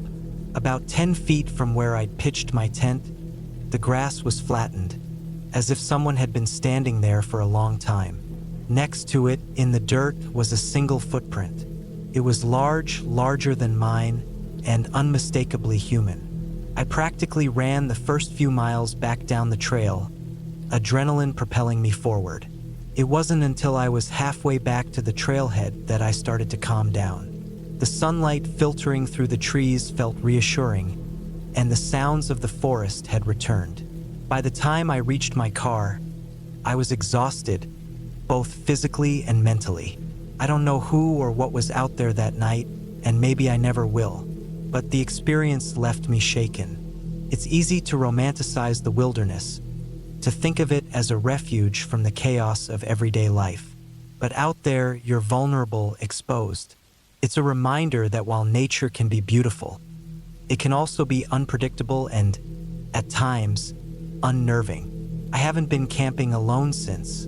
Maybe someday I'll try again, but for now, I'm content to stick to day hikes and well-traveled trails. The mountains are still there, still calling. But so is the memory of that night, and the uneasy question it left me with: who or what was watching me? I didn't plan to go camping that weekend. It was one of those spur-of-the-moment decisions, the kind that feels like a good idea when you're itching to escape the routine of daily life. My usual spot near the lake was out of the question. A friend had told me it was overrun with weekend hikers, so I decided to venture somewhere new. I found an online forum with recommendations and picked a relatively unknown area in the woods, about 3 hours' drive from home. It sounded perfect. Remote, quiet, and untouched. I packed quickly. A tent, sleeping bag, flashlight, first aid kit, some dehydrated food, water bottles, and a few other essentials. I also grabbed my knife, more out of habit than necessity. I wasn't expecting to need it, but you never know when it might come in handy. By the time I hit the road, the sun was already dipping low in the sky, casting long shadows over the countryside. The drive was uneventful at first, but as I neared my destination, the road turned rough. Potholes and loose gravel slowed me down, and the trees grew denser with every mile. By the time I reached the small clearing where I planned to park, it was nearly dark. I turned off the engine and stepped out, breathing in the cool, earthy scent of the forest. It was quiet, the kind of quiet that's both calming and unsettling, like the world is holding its breath. I grabbed my gear and started walking. The trail was faint, little more than a narrow path through the underbrush. I downloaded a map onto my phone, but I'd also brought a printed copy just in case. I wasn't taking any chances with the signal out here. The plan was to hike about 2 miles to a small clearing by a creek and set up camp there. The hike was harder than I expected. The path was overgrown, and I had to push through branches and brambles. My boots crunched on the dry leaves, the sound unnaturally loud in the stillness. Occasionally, I'd hear the rustle of something moving in the underbrush, a squirrel, maybe, or a bird settling in for the night. I told myself it was nothing more than that. When I reached the clearing, The creek was just as I'd hoped. Clear, cold, and running fast. The sound of the water was a welcome relief from the silence. I set up my tent a little ways back from the bank, in a flat spot surrounded by tall trees. By the time I'd finished, it was fully dark, and the stars were scattered across the sky like pinpricks of light. I ate a quick meal, washed up in the creek, and climbed into my sleeping bag, feeling the exhaustion of the day catch up with me. I woke up to the sound of something outside the tent. First, I thought it was just the wind. The trees creaked and swayed overhead, their branches scraping against each other. But then I heard it again, a soft, deliberate rustling, like footsteps in the leaves. My heart started pounding. I told myself it was probably an animal, a deer maybe, or a raccoon. I stayed still, listening. The sound came again, closer this time. I reached for my flashlight, turning it on and shining it through the thin fabric of the tent. The beam illuminated the surrounding trees, casting long, flickering shadows. I couldn't see anything unusual, but the noise had stopped. After a few minutes of silence, I convinced myself it was nothing and tried to go back to sleep. The next morning, everything seemed normal. The sun was shining, the air was crisp, and the forest was alive with the sounds of birds and insects. I made breakfast, packed a small day bag, and decided to explore the area. The creek wound through the woods, cutting through rocky outcrops and dense thickets. I followed it upstream, keeping an eye out for anything interesting. After about an hour, I came across something unexpected. A small, makeshift shelter. It was little more than a lean-to made of branches and leaves, but it looked recent. The ground around it was trampled, and there were the remains of a fire pit nearby. I felt a prickle of unease. It wasn't unusual to come across signs of other campers, but something about this felt off. The shelter was too crude to belong to an experienced hiker, and there was no sign of any gear or belongings. I moved on, telling myself it wasn't a big deal. Maybe some kids had built it as a project, or a hunter had thrown it together for a quick rest. But as I walked, I couldn't shake the feeling that I was being watched. Every now and then, I'd stop and look around, but I never saw anything. Just trees and shadows and the endless, quiet expanse of the woods. By the time I got back to camp, the sun was low in the sky. I gathered some firewood and built a small fire, hoping it would chase away the unease that had been nagging at me all day. The flames crackled and danced, and I felt a little better as I ate my dinner and stared into the light. That night, the sounds outside the tent came back. This time, they were louder, more persistent.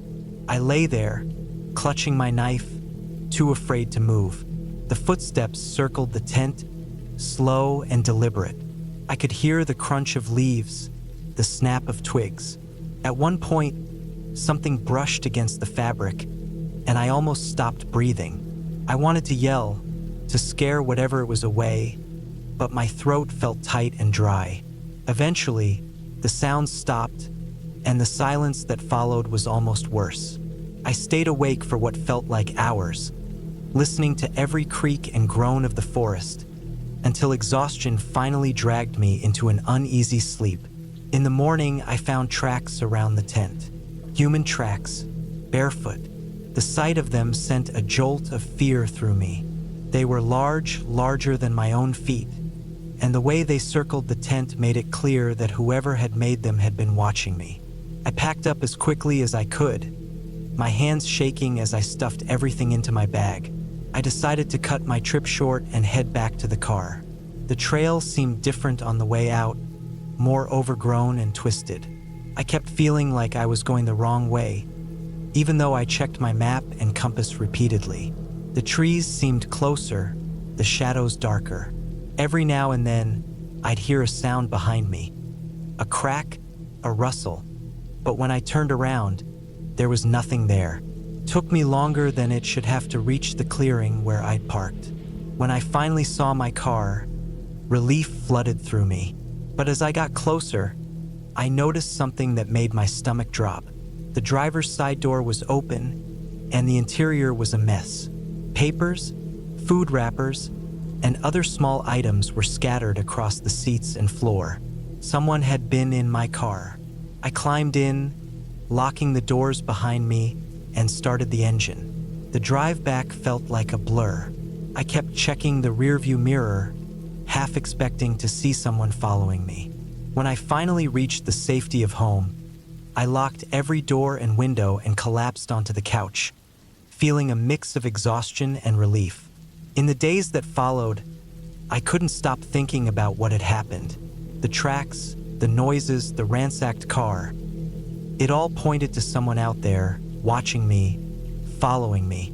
I reported the incident to the local authorities, but they didn't seem overly concerned. Probably just a homeless person or a drifter, they said. Maybe they were right. Maybe it was nothing more than that. But every time I think about going back into the woods, I feel a chill run down my spine. I still love camping, but now I'm more cautious, more aware. I stick to well-traveled trails, I camp in designated sites, and I never, ever go alone. It was supposed to be the perfect weekend, a quiet camping trip to clear my mind, disconnect from the digital noise, and just breathe in the fresh air. My friends and I had been talking about this for months. A weekend in the woods, surrounded by nothing but trees, the crackle of the campfire, and the sound of the river nearby. No phones, no distractions. Just us and the wilderness. We arrived at the campground late in the afternoon. The sun was low in the sky, casting long shadows across the dense forest. I remember how everything felt so still. The trees were tall and thick, their trunks dark and rough, with the kind of bark that almost looked like it had been carved by time itself. The air was crisp, cool for early fall, and smelled like earth and pine. After setting up our tents, we started a fire. The sun dipped lower, and the sky turned orange and purple. It was the kind of evening that makes you forget about everything else, until it doesn't. I sat back against a tree, a warm drink in hand, and listened to the crackling of the fire. My friends were talking about old memories, laughing, but I could never fully let go of the strange feeling in the pit of my stomach. It wasn't fear exactly, but something else, quiet unease. I shook it off and tried to focus on the present, reminding myself it was just the woods making me paranoid. After all, we were all well prepared. We had all the right gear, food, and water. We weren't in the middle of nowhere, just a few miles from the nearest town. Still, the feeling lingered. As the night stretched on, the temperature dropped. We gathered closer around the fire. The flickering light danced on our faces, casting strange, shifting shadows on the trees behind us. The woods were alive with the sounds of rustling leaves, the distant call of a night bird, and the occasional crackle of the fire. But then, something changed. The forest seemed to grow quieter. The rustling of leaves stopped. The crackling of the fire became louder in the silence. I glanced around at my friends, wondering if they felt it too, but no one seemed to notice. They were still laughing, still talking. Maybe I was just being paranoid. Then I heard it, a soft rustle in the trees, far off to the side. Not the usual sound of wind or animals, but something deliberate, something moving through the underbrush. My eyes snapped to the spot, but I couldn't see anything. The darkness beyond the firelight was thick, impenetrable. My heart rate quickened, but I told myself it was nothing, just an animal, or the wind. But then it came again, a louder rustling followed by a snap of a branch. I froze, my hand tightening around the handle of my mug. I looked at my friends, but no one seemed to notice. I stood up, slowly, my eyes scanning the dark line of trees at the edge of the clearing. It was just a feeling, really, a sense that I wasn't alone anymore, that the forest was somehow watching. But that wasn't possible, right? It had to be my imagination. I took a deep breath and sat back down, trying to shake off the feeling. But the silence that followed wasn't reassuring. It was heavier now, almost suffocating. The fire crackled and popped in the otherwise eerie stillness. Then, just when I thought it was over, I saw something move in the trees. Something big. My heart skipped a beat. My breath hitched in my throat. It wasn't an animal.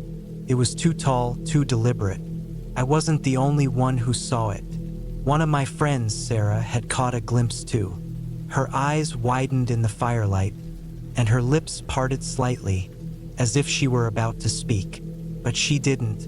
Instead, she looked away quickly, as if pretending she hadn't seen anything. The rest of the group didn't notice, too wrapped up in their own conversations. But I couldn't stop looking. The shape was still there, just beyond the trees. It didn't move much, but I could feel it, like a presence lurking in the dark.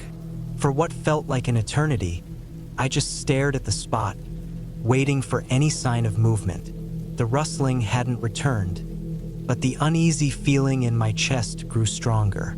I stood up again, this time more quickly. I grabbed a flashlight from my bag, the beam cutting through the darkness like a knife. I pointed the light toward where I had seen the movement. Nothing, just trees. The wind picked up a little, rustling the branches above me. But there was no sign of anything unusual. I felt like an idiot. I laughed nervously to myself and sat back down. "Everything okay?" Sarah asked, her voice a little too casual. "Yeah," I said, forcing a smile. "Just a bit jumpy. Nothing to worry about." But I didn't feel better. If anything, the quiet had gotten worse. The shadows seemed deeper, more oppressive. The trees felt too close, too familiar. The night went on, and we ate, drank, and eventually settled into our tents. The others were more relaxed now, but I still couldn't shake the feeling that something was out there, watching. I lay in my sleeping bag, listening to the sounds of the forest, the rustling leaves, the faint distant sound of the river, and the quiet. It was so quiet, felt unnatural. I must have fallen asleep eventually, but I woke up just after midnight.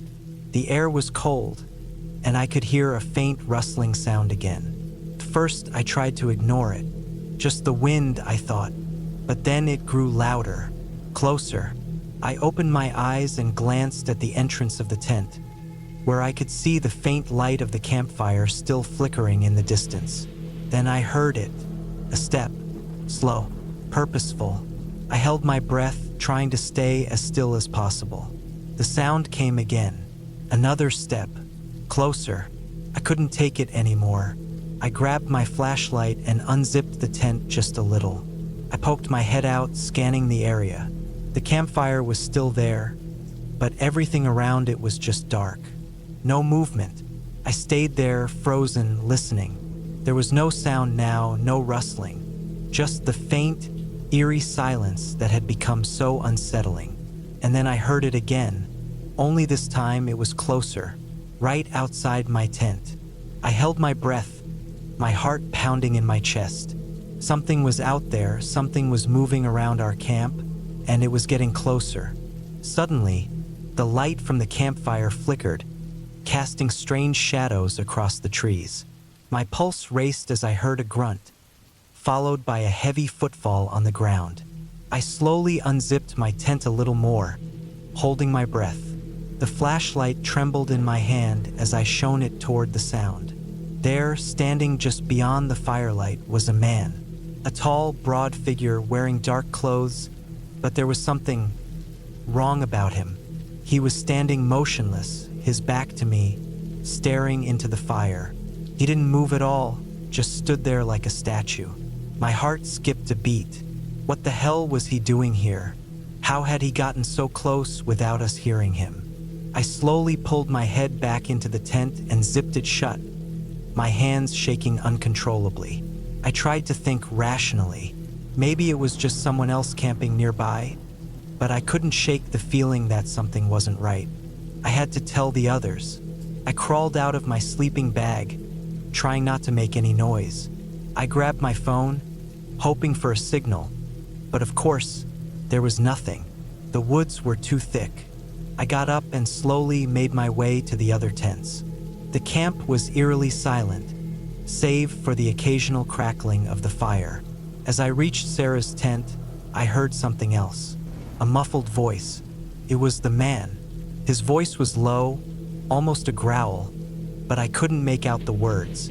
He was talking to himself or maybe to someone else, but the tone was unsettling. I backed away from the tent and froze, listening. His words stopped suddenly. I heard another footstep, and then a crackle of leaves, and before I knew it, the man was gone. I took a deep breath, and the sense of dread I'd been feeling all night finally started to make sense.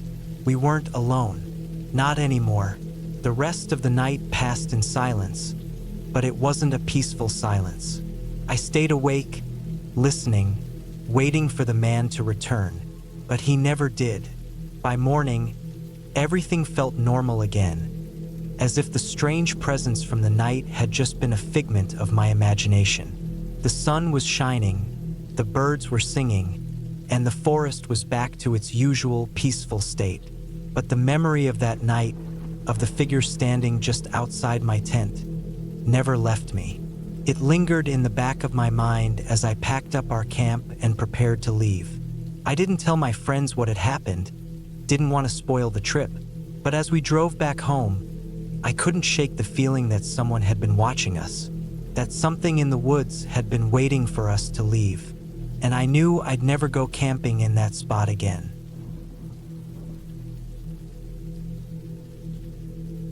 It was supposed to be a simple camping trip, just a couple of days to escape the city, to disconnect and get away from the noise. I had packed light, a small tent, a sleeping bag, some food, and a few essentials. Nothing fancy. The plan was to hike into the woods, set up camp near a quiet stream, and just be alone for a bit.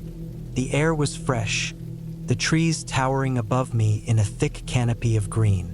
The sunlight filtered through the leaves, casting dappled shadows on the trail. The sound of birds and the occasional rustle of something small in the underbrush were the only noises breaking the silence. It was peaceful, almost too peaceful. I had been hiking for hours, but the trail was easy, so I didn't mind. I liked the feeling of being surrounded by nature, the smell of the earth, the way the wind rustled the leaves. After a while, I found a good spot near the stream, a small clearing where the water gently flowed over smooth rocks. It was perfect. I set up my tent and got a small fire going. As the sun began to set, the shadows grew longer, and the forest felt quieter somehow. By the time the stars came out, the only sound was the crackling of the fire and the occasional chirp of a distant insect. I sat back on a rock, roasting some marshmallows, letting the warmth of the fire sink into my skin. It was a good feeling, the kind you get when you're far away from everything and everyone. But as the night deepened, something began to change. At first, it was subtle, a shifting in the air, a slight change in the rhythm of the forest. I couldn't put my finger on it, but something felt off. I told myself it was just my imagination, the kind of unease that comes with being alone in the woods. I had heard all the stories, people talking about strange sounds, things moving in the night, but I wasn't some scared kid. I had camped before, and this was no different. Still, I couldn't shake the feeling. It was like I was being watched, but when I glanced around, I saw nothing, just trees, just the firelight flickering in the dark. I tried to distract myself, reaching for my phone to check the time, but there was no signal. Of course, there wasn't. That's why I had come out here in the first place, to get away. But now, without the hum of technology, without the constant distraction of the outside world, I felt the weight of the silence more than ever. And the more I thought about it, the more uncomfortable I became. I stood up, brushing the dirt off my pants, and began pacing near the fire. My mind kept racing, and I found myself listening more intently to the noises around me. The forest wasn't as silent as it seemed. There was a twig snapping somewhere behind me, a soft crunch of leaves. I froze, my heart skipping a beat. I didn't move, just stood there trying to listen. The sound came again. It was far off, distant, but it was there. Someone or something was out there. I told myself it was probably an animal, maybe a deer or a raccoon, but the noise was too deliberate, too rhythmic. It didn't sound like an animal at all. I strained my ears, trying to catch more details, but there was nothing, just silence again. I took a deep breath and walked over to my tent, trying to shake off the feeling. I grabbed a flashlight and started scanning the area. The beam of light cut through the darkness, illuminating the trees in sharp, jagged shadows. I swept it across the ground, then up into the branches, expecting to see a raccoon or a squirrel. But there was nothing. I went back to the fire, my mind racing. I wasn't scared, at least I kept telling myself that. But something was off. The air felt thicker, like I was no longer alone in the woods. And then it happened again. A soft rustling, closer this time. I snapped my head around, the beam of my flashlight cutting through the dark. But once again, there was nothing. The forest stood still. I tried to tell myself it was nothing. It was just the wind, or maybe an animal. I wasn't some paranoid fool after all. But then I noticed something that made my blood run cold. The footsteps. They weren't mine. I wasn't imagining it. Someone or something was walking around the perimeter of my camp. The footsteps were soft but steady, like they were trying to avoid detection. It was like the person or creature was circling, watching, waiting. Panic began to bubble up inside me. I scanned the trees again, the flashlight sweeping through the dark, but I couldn't see anyone. I called out, my voice feeling small in the vastness of the woods. Nothing. I stood there, frozen, listening to the forest. The rustling was gone, but now the silence felt even heavier. My heart pounded in my chest, and I could feel the sweat trickling down my back. I wasn't alone. I couldn't take it anymore. I grabbed my backpack, shoving everything I could find into it. My phone, my water, my jacket. I didn't even bother to break down the tent. I was going to leave, right now. But as I turned to head down the trail, I stopped dead in my tracks. The footsteps. They were closer now, unmistakably close. They were right behind me, just at the edge of the light. The sound of them was steady and deliberate, slow but deliberate. Whoever or whatever was out there, they weren't in a hurry. They were just watching. I don't know why I did it. Maybe I thought I could confront whatever it was. Or maybe I was too scared to move, to run. I turned around slowly, the beam of my flashlight cutting through the darkness. And that's when I saw it. A figure, not a person, not an animal. It was a shadow, a shape that didn't belong in the woods. It was too tall, too thin, its form flickering in and out of the light, as if it were made of the darkness itself. My breath caught in my throat, and I stumbled backward, my legs shaking. I don't know how long I stood there, staring at the thing, but when I finally moved, it was with a burst of adrenaline that sent me running. I didn't stop to think. I didn't care about the trail, about the map, about anything. I just ran. The trees blurred past me, the ground uneven beneath my feet. I could hear the footsteps behind me, still following, still steady, but I couldn't bring myself to turn around. I just kept running, pushing myself harder with each step. After what felt like an eternity, I found myself at the edge of the woods, my legs burning, my breath ragged. The moonlight lit up the small clearing ahead, and I could finally see the outline of the road, the distant glow of headlights. I didn't look back as I crossed the road. I didn't stop until I reached the nearest town, my heart still racing, my body still trembling from the terror I couldn't explain. I went straight to the gas station, my hands shaking as I paid for a ride back home. As the car pulled away, I glanced out the window, expecting to see the woods in the distance. But there was nothing there, just the road, the lights, and the quiet night. The woods were gone. I never went back to that place. And to this day, I don't know what I saw that night. But one thing is for sure, the woods are not as empty as they seem. And whatever I encountered, it was real. It had been a few months since I last went camping. The kind of camping where you set up a tent, leave your phone off, and let nature take over for a while. So, when I got the chance to join some friends for a weekend out in the woods, I was excited. We picked a spot in the backcountry, somewhere far from the usual hiking trails and campsites. It was meant to be quiet, peaceful, and remote. Exactly what I needed. We hiked in with all our gear, the weight of our backpacks making every step a little heavier as the day wore on. The trees stood tall around us, the ground beneath our feet soft with layers of pine needles. It was beautiful, and even though it was getting late, the fresh air and the sound of birds overhead made me feel at ease. By the time we set up camp, the sun was low, and the sky was painted in shades of orange and purple. We built a fire, and the warmth from the flames helped chase away the chill that was starting to creep into the air. We ate dinner, told stories, and shared a few beers, laughing and enjoying the comfort of being far from the chaos of everyday life. There was something incredibly calming about being in the middle of nowhere with no one else around. The forest, though, had a strange way of quieting down as night took hold. The chatter of birds and rustling of animals grew more distant, and the silence became heavier. At some point, I noticed the air had turned cold, colder than I expected. I zipped up my jacket, but the unease I felt in my stomach didn't go away. It was like a nagging feeling, a sense that something was off. We stayed around the fire as it burned lower, the red embers casting flickering shadows against the trees.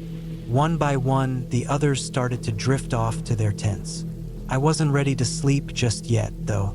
There was something oddly unsettling about the silence around us. It wasn't the peaceful quiet of a forest at night. It was empty, like the woods had emptied out, and we were the only ones left. I couldn't shake the feeling of being watched, even though I told myself it was just the dark playing tricks on me. Eventually, I decided to head back to my tent. I grabbed my flashlight from the campfire and made my way across the small clearing where we'd set up. The woods were black and still, the trees forming a thick canopy overhead that blocked out most of the stars.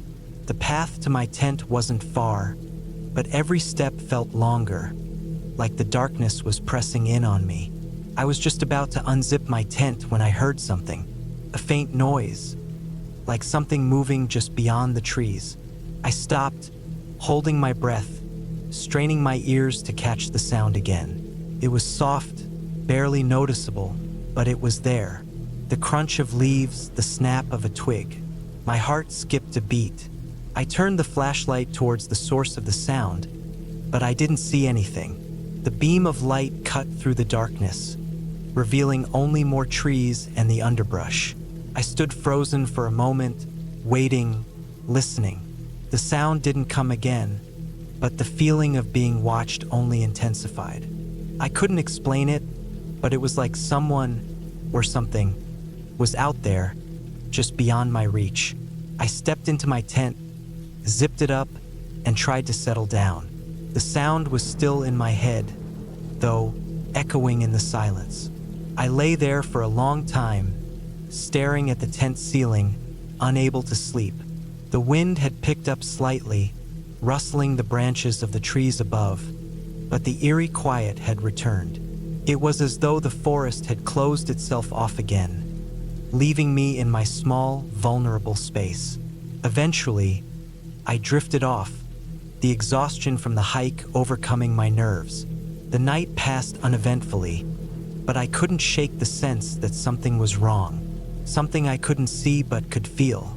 The next morning, I woke up with the first light, the world outside the tent still damp with dew.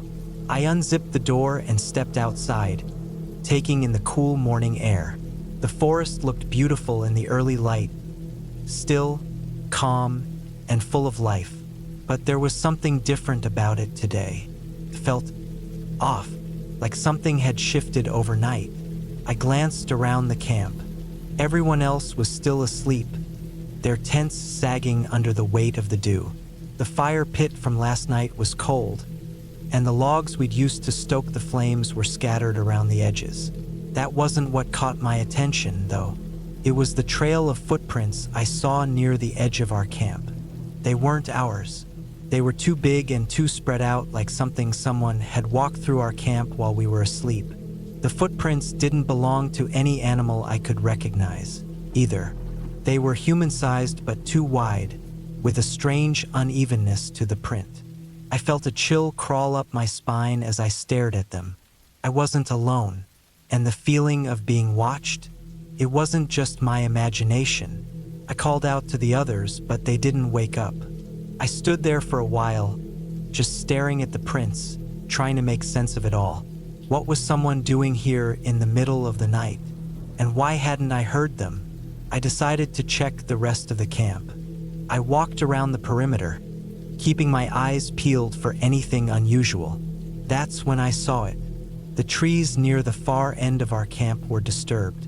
There was a break in the underbrush, and the branches were bent in an unnatural way, as if something had forced its way through. I didn't want to follow it. I didn't want to know what might have caused it, but I couldn't ignore it either. I grabbed my gear, packed up as quickly as I could, and shook my friends awake. They were groggy at first, but when I told them about the footprints and the signs of someone moving around our camp, they didn't take it lightly. We packed everything in silence, none of us speaking too much, just trying to get out of the area as fast as possible. We didn't stop to make breakfast. We didn't even try to hike the scenic route back. We just followed the path we had come in on, eyes constantly scanning the woods around us. The unease that had settled in the night before hadn't gone away. It had only grown stronger. Every crack of a twig, every rustle in the bushes, made my heart race. It felt like we were being followed, like whatever had been watching us wasn't done yet. By the time we made it back to the car, the sun was high in the sky. We were all exhausted, but the feeling of relief washed over me as we loaded our things into the vehicle. I had never been so happy to leave a campsite in my life. As we drove away, I looked back at the forest one last time. It stood tall, silent, and imposing in the rearview mirror. But there was something else there now, a quiet sense of warning. A reminder that nature doesn't belong to us, and sometimes, when we step into the unknown, we're not the only ones watching.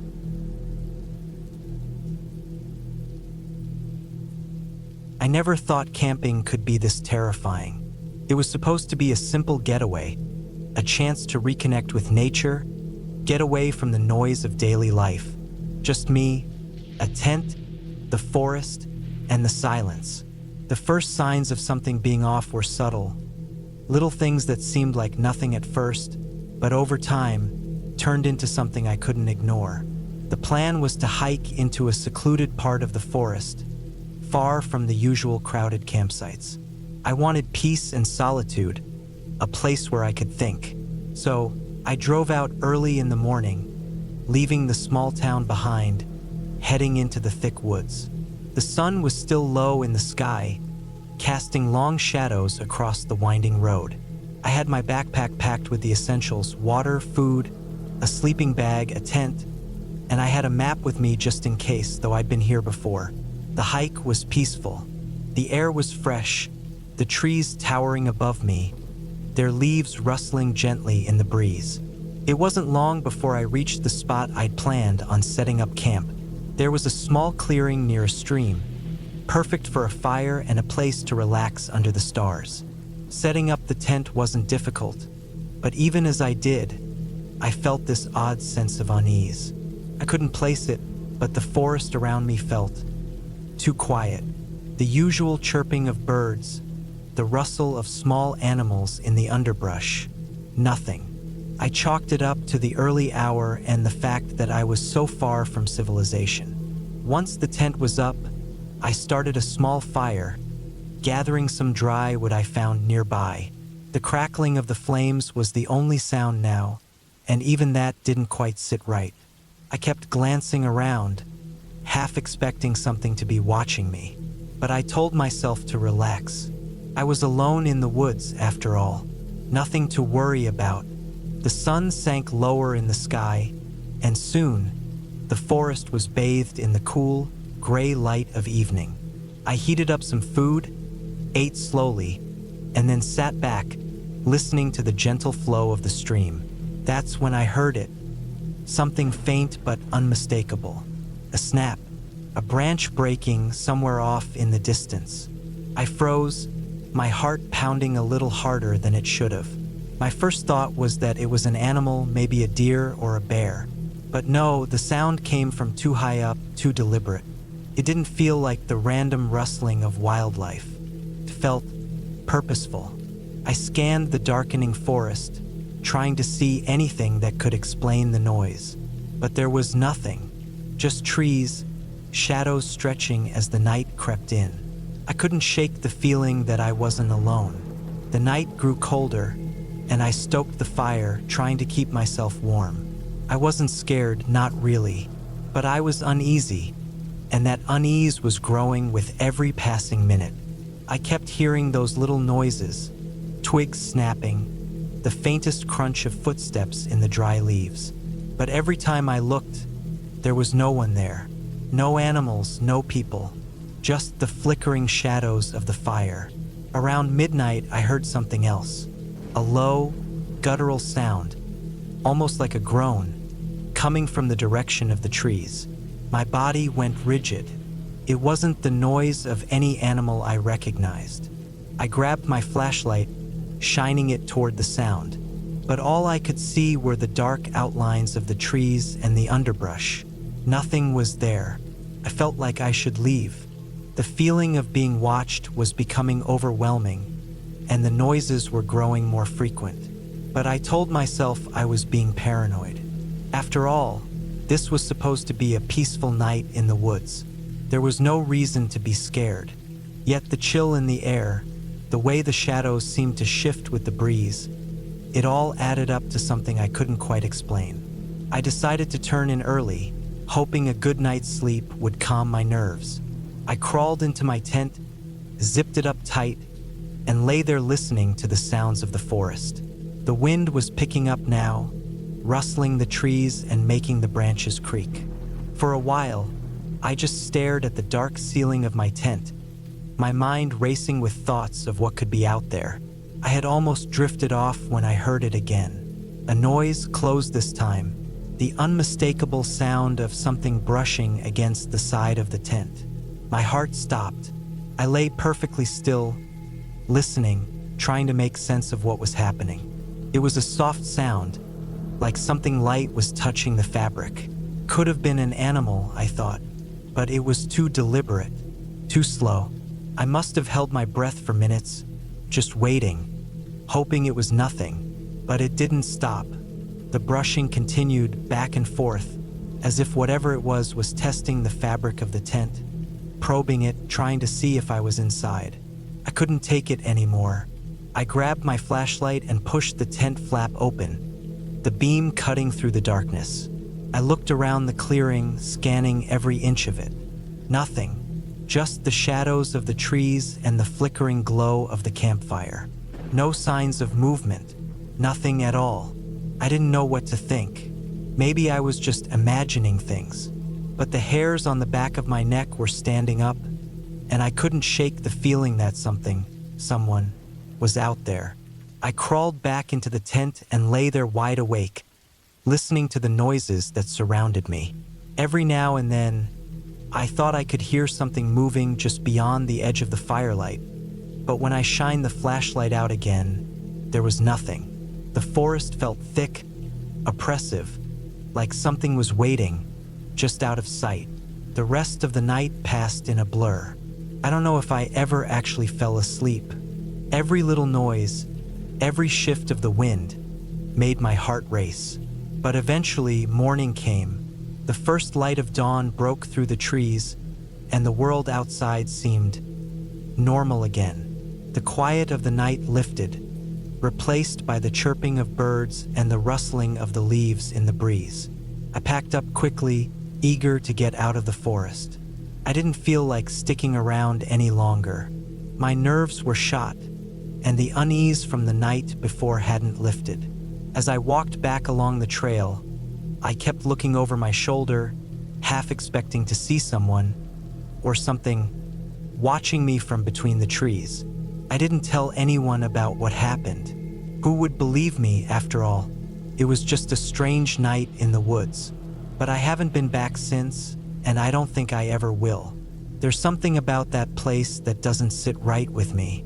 It's like the forest holds secrets, things that are best left undisturbed. I don't know if it was just my imagination or if something real was out there that night, but I'm not going to take any chances. Some things are better left unexplored.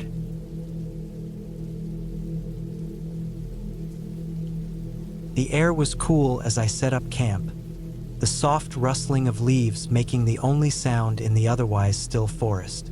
I had always loved being out here, away from the distractions of the world. The woods offered a peace I couldn't find in the city. No honking horns, no crowded streets, just the rhythmic calls of birds and the whisper of wind through the trees. I was alone this time. Normally, I'd have friends with me, but for reasons I couldn't quite explain, I'd chosen solitude. Maybe I needed to think, or maybe I just wanted to test myself, see if I could handle being alone in nature for a few days without feeling like I was losing my mind. The campsite was nestled in a quiet corner of a national forest, far from the well-traveled paths. My tent was set up, a small campfire crackling in the pit I'd dug. The flames danced wildly, throwing flickering shadows onto the trunks of trees around me.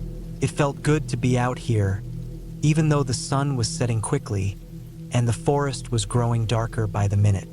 I unpacked my gear and settled down near the fire, cooking a simple meal, some dried pasta I had mixed with dehydrated vegetables.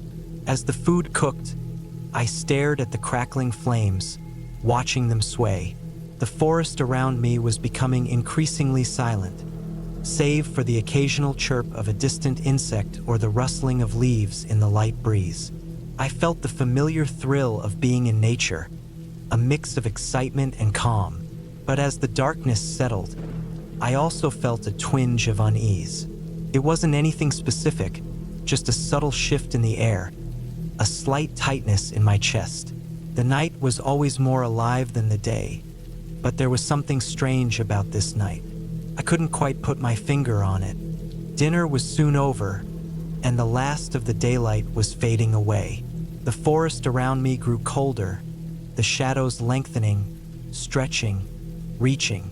I piled some more wood onto the fire, the flames snapping and crackling as they caught the fresh logs. For a moment, I stood there, staring into the blaze, trying to push away the strange feeling gnawing at the back of my mind. I'd hiked enough in these woods to know that there were no real dangers out here. No bears, no wolves, at least not this deep in. Sure, the occasional mountain lion had been spotted near the edge of the forest, but I wasn't near that part. This was supposed to be a safe place, a peaceful place. As I settled into my camp chair, the woods seemed to hold its breath. I pulled my jacket tighter around me. The temperature had dropped faster than I had expected, and my breath fogged the air in front of me. The feeling of unease grew, not from anything I could see or hear, but from an instinct I couldn't ignore. It was a quiet, creeping sensation. I turned back to the fire, feeding it another small log to keep it going. The light flickered in strange patterns now, as if the flames were alive in a way I wasn't used to. I rubbed my arms to ward off the cold, my eyes never fully leaving the fire. That's when I heard it. A crack, a sharp, snapping sound. I froze, my heart thumping in my chest. The noise had come from the woods, off to my left, just past the range of the firelight. It wasn't a twig breaking under the weight of an animal. No, this was too deliberate, too clear. My first instinct was to dismiss it. Maybe it was just a falling branch, the wind shifting things around. But then I heard it again. Another snap, and this time it was closer. I stood up, slowly, every muscle in my body tense. My eyes scanned the darkness beyond the firelight. The shadows shifted, but nothing was there. It was too quiet, too still. I didn't want to believe what I was thinking, but I couldn't shake the feeling that something was moving out there, something watching me. The temperature dropped even further, a chill running through me despite my layers of clothing. My breath came out in visible clouds, and I felt the hairs on the back of my neck stand up. The unease had turned into a sharp, biting fear. I reached down for my flashlight, my hands shaking slightly as I picked it up. The beam cut through the dark, sweeping across the area where the sound had come from. There was nothing there, but that didn't reassure me. The feeling lingered, thick in the air, pressing against me from all sides. I tried to brush it off, telling myself it was just an animal, maybe a deer or a raccoon. But even as I thought that, I couldn't deny the truth. Whatever was out there wasn't acting like any animal I knew. I decided to check it out. Stupid? Maybe, but curiosity always gets the best of me, even when common sense is telling me to stay put. I grabbed my knife, just in case, and slowly, quietly, moved away from the fire. The woods were unnervingly silent now, except for the occasional rustle of leaves. The ground was soft beneath my boots, the forest floor littered with dead branches and leaves. Every sound I made seemed to echo through the quiet night, making me more aware of my surroundings. I walked carefully, the beam of my flashlight cutting through the darkness, trying to focus on any movement or shapes hidden in the trees. Nothing. I kept moving, further into the woods, the darkness swallowing me whole. My heart pounded in my chest as I reached a small clearing. The air felt heavier here, thick with the weight of the night. Then I saw it, a figure, standing just at the edge of the trees, not moving, not even a slight shift. I froze. My heart skipped a beat. The flashlight in my hand trembled as I pointed it in the direction of the figure, my mind racing, my breath shallow. But as the light landed on it, the figure was gone. No rustling, no footsteps. Just an empty space where it had been. Panic shot through me, and I spun around to head back to camp. My flashlight bobbed wildly, the beam catching only trees and undergrowth. I didn't dare to look behind me. Every fiber of my being screamed to move faster. When I finally reached the campsite, my breath was coming in ragged gasps. I didn't stop to think. I just threw myself into the tent, zipped it up, and huddled inside. The fire outside was still burning, but the forest had become unnaturally quiet. For what felt like hours, I lay there, wide awake, listening for any sound, any sign of movement. My eyes darted around the dark interior of the tent, every rustle of the wind outside making my pulse spike. The unease had shifted into full-blown terror. But as time passed, I forced myself to calm down. There was nothing out there. It was just my mind, playing tricks on me in the dark. Eventually, exhaustion took over. I fell into a restless sleep, the only comfort being the faint crackle of the fire outside. The night fell heavy around our campsite, the kind of darkness that swallows you whole. We had pitched our tents earlier in the day, deep in the woods, a good 20 miles from the nearest road. It was supposed to be a weekend of disconnecting, leaving behind the hum of city life for the serenity of nature. The forest was quiet, save for the occasional rustle of leaves and the chirp of crickets, but something about the stillness felt uneasy. The day had been uneventful. We hiked, took pictures of the dense canopy above us, and gathered firewood. By dusk, We were sitting around a small fire, its light flickering on our faces. We cooked a simple dinner of canned beans and grilled sausages. The meal tasted better than it had any right to, probably because of the fresh air and the effort it took to make it. Afterward, I decided to take a short walk, just to stretch my legs before bed. I told myself it was to admire the stars, but truthfully, I wanted to shake off the strange feeling that had been nagging at me since we arrived. The trail was narrow, barely visible in the dim light of my headlamp. I walked maybe half a mile before stopping to look up at the sky. The stars were brilliant, a carpet of diamonds against an inky black. It should have been calming, but my mind kept drifting back to the feeling of being watched. I turned off my light, standing still in the dark, and strained my ears. Nothing, just the sounds of the forest. On the way back, I noticed something odd, a faint but distinct smell of smoke. Not the kind from our campfire. This was sharper, more acrid, like burning plastic. I stopped in my tracks, scanning the trees around me. There was no sign of another fire. No glow, no movement, just the smell. I quickened my pace, my heart thudding in my chest, and returned to camp. Back at the site, the fire had dwindled to embers, and everything seemed as it should. But the smell lingered. I chalked it up to paranoia or maybe something carried on the wind from far away. Still, it took me a while to fall asleep. I woke up suddenly in the middle of the night. At first, I didn't know why. My tent was pitch black, and the air was cool but still. I lay there listening. Then I heard it, a faint crackling noise, like twigs snapping underfoot. It was distant but distinct, growing louder. Someone or something was walking around out there. My pulse quickened. I'd read enough stories about hikers encountering wild animals to know the dangers of bears or mountain lions. But this didn't sound like an animal. The steps were too measured, too deliberate. I reached for the flashlight beside my sleeping bag, careful not to make too much noise. The beam cut through the darkness as I unzipped the tent just enough to peek out. The fire was completely out now, and the campsite was cloaked in shadows. I couldn't see anything unusual, but the noise had stopped.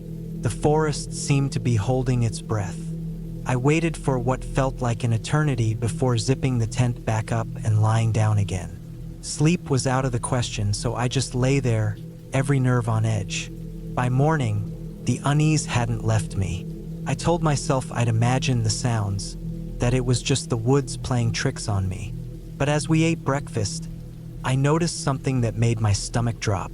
The ground near the edge of our camp was disturbed. Faint impressions of boot prints in the dirt. They weren't ours. They were too large and too far from where any of us had walked the day before. I didn't say anything. I didn't want to alarm anyone, and I wasn't even sure it meant anything. Maybe another hiker had passed through during the night. It wasn't impossible, though it was unlikely this far off the beaten path. Still, the day passed uneventfully. We spent it exploring a nearby stream and gathering more firewood. By evening, I had almost convinced myself to forget about the footprints. That night, I couldn't shake the feeling of being watched. Every snap of a twig, every rustle of leaves, set my heart racing. I'd always thought of the forest as peaceful, but now it felt oppressive, like it was closing in around me. I decided to keep watch by the fire while the others slept. The flames felt like a shield, their light pushing back the darkness. Sometime after midnight, I heard it again. Footsteps, slow and deliberate, coming from the direction of the trail. This time, there was no mistaking it. Someone was out there. I gripped the handle of the hatchet we'd used to chop wood, my palms slick with sweat. The footsteps grew closer, then stopped. Whoever it was, they were just beyond the reach of the firelight. "Who's there?" I called out, my voice steadier than I felt. Silence. The forest had gone deathly still, even the crickets falling silent. I stayed like that for what felt like hours, staring into the dark, waiting for something, anything to happen. Eventually, The sounds faded, retreating into the woods. The next morning, I told the others about the footsteps. They laughed it off, saying it was probably just a deer or a raccoon. But I knew better. I could feel it in my gut. Something wasn't right. I suggested we pack up and head back early, but they wanted to stay. Reluctantly, I agreed. I didn't want to seem paranoid. That afternoon, we went for a hike. The trail wound through dense forest, the trees pressing in on either side. About 2 miles in, we stumbled upon something that stopped us cold. A makeshift campsite, abandoned but not long ago. There was a fire pit, still smoldering, and a tarp strung between 2 trees. Scattered around were empty food wrappers and a few belongings. A torn backpack, a single hiking boot, and a rusted knife. But what caught my attention was the smell. That same acrid, burning plastic smell I'd noticed on my walk the first night. We didn't stay long. The others dismissed it as some careless camper's mess. But I couldn't shake the feeling that we were being watched. The forest seemed to press in tighter as we made our way back to our site. By the time we got there, the sun was dipping below the horizon, and the shadows were stretching long. That night, I barely slept. Every sound set my nerves on edge. Around 3 a.m., I heard it again. Footsteps. But this time, they didn't stop at the edge of the camp. They came closer, circling the tents. I held my breath, clutching the hatchet, and listened as they moved past my tent, then stopped. A faint scratching sound followed, like someone dragging their fingers along the nylon. My heart was pounding so hard I thought it might burst. And then, just as suddenly as it had started, it stopped. When dawn finally broke, I was the first one out of my tent. The ground around the campsite was a mess of footprints, too many to count. Some of them were barefoot. I woke the others, and this time they took me seriously. We packed up in record time, eager to put as much distance as possible between us and whatever or whoever had been out there. The hike back to the car was tense. Every sound made us jump. Every shadow felt like it was hiding something. When we finally reached the trailhead, the relief was palpable. But as we loaded our gear into the car, I couldn't shake the feeling that we were still being watched. We drove away in silence, each of us lost in our thoughts. It wasn't until we were miles down the road that I realized I could still smell it. That sharp, acrid scent of burning plastic clung to my clothes, my hair, my skin. And in that moment, I knew we hadn't left it behind.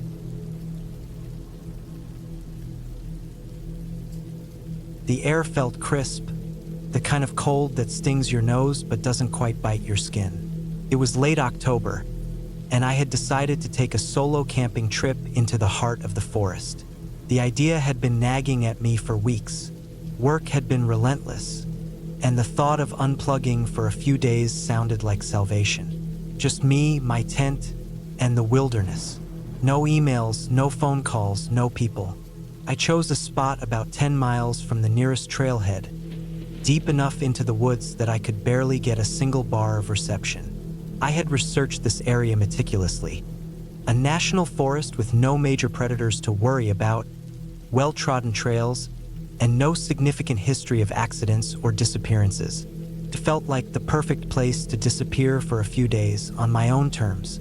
The drive there was uneventful, just miles of winding back roads lined with trees shedding their leaves in fiery hues of red, orange, and gold.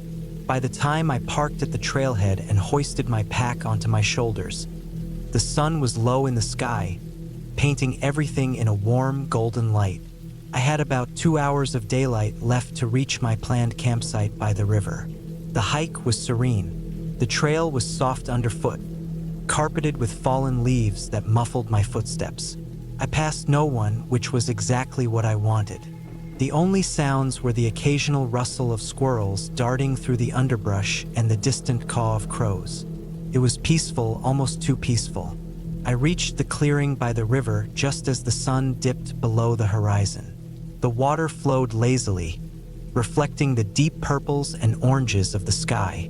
I set up my tent a few yards from the bank, careful to choose a spot on higher ground in case of an overnight rain.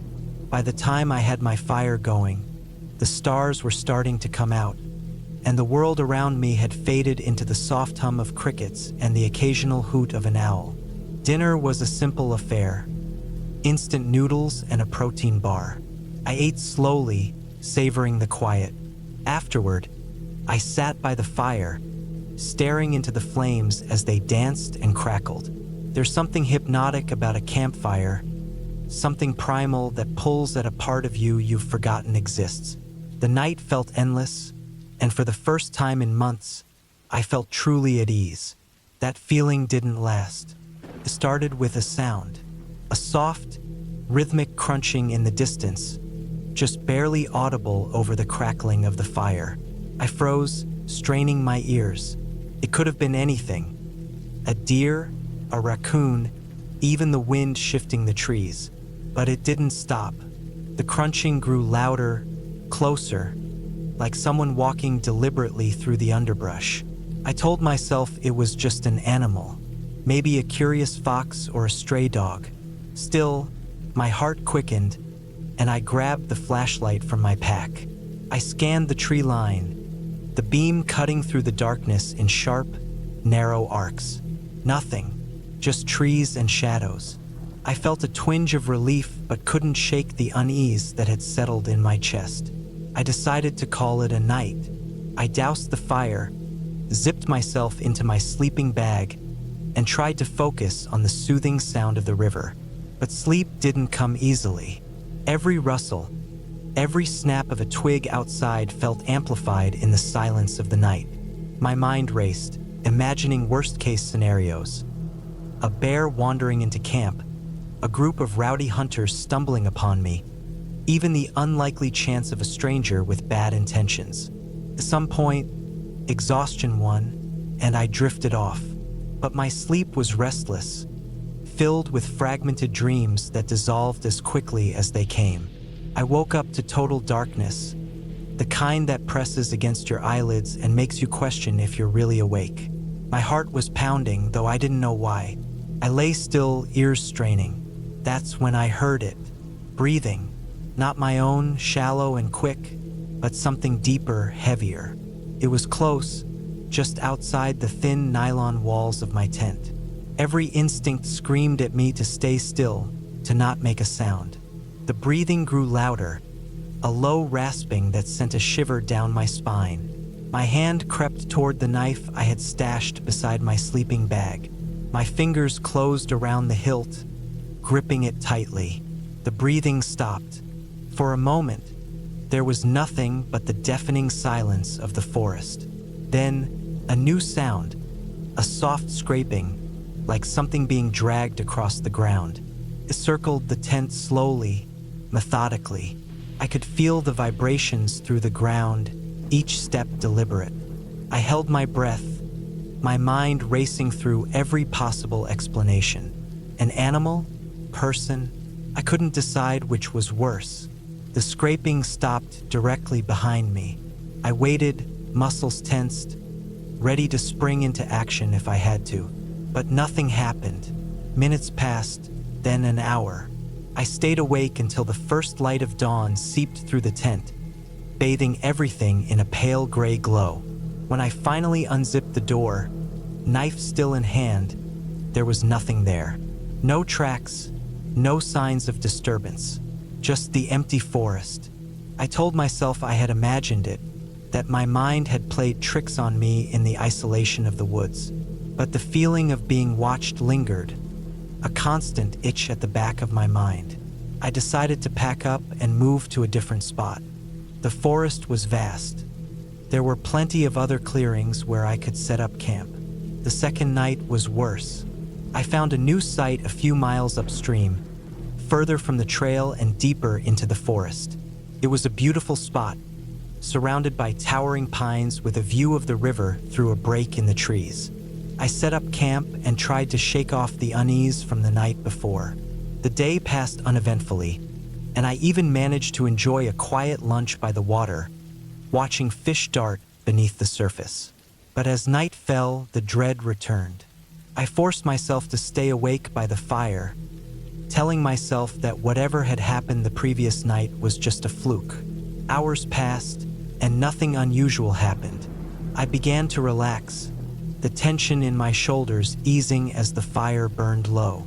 Then, just as I was about to head to bed, I heard it again, the crunching, slow, deliberate, and unmistakable. This time it was closer. My chest tightened as I grabbed the flashlight and knife. The beam of light cut through the darkness, but again, I saw nothing. The sound stopped as suddenly as it had started. I didn't sleep that night.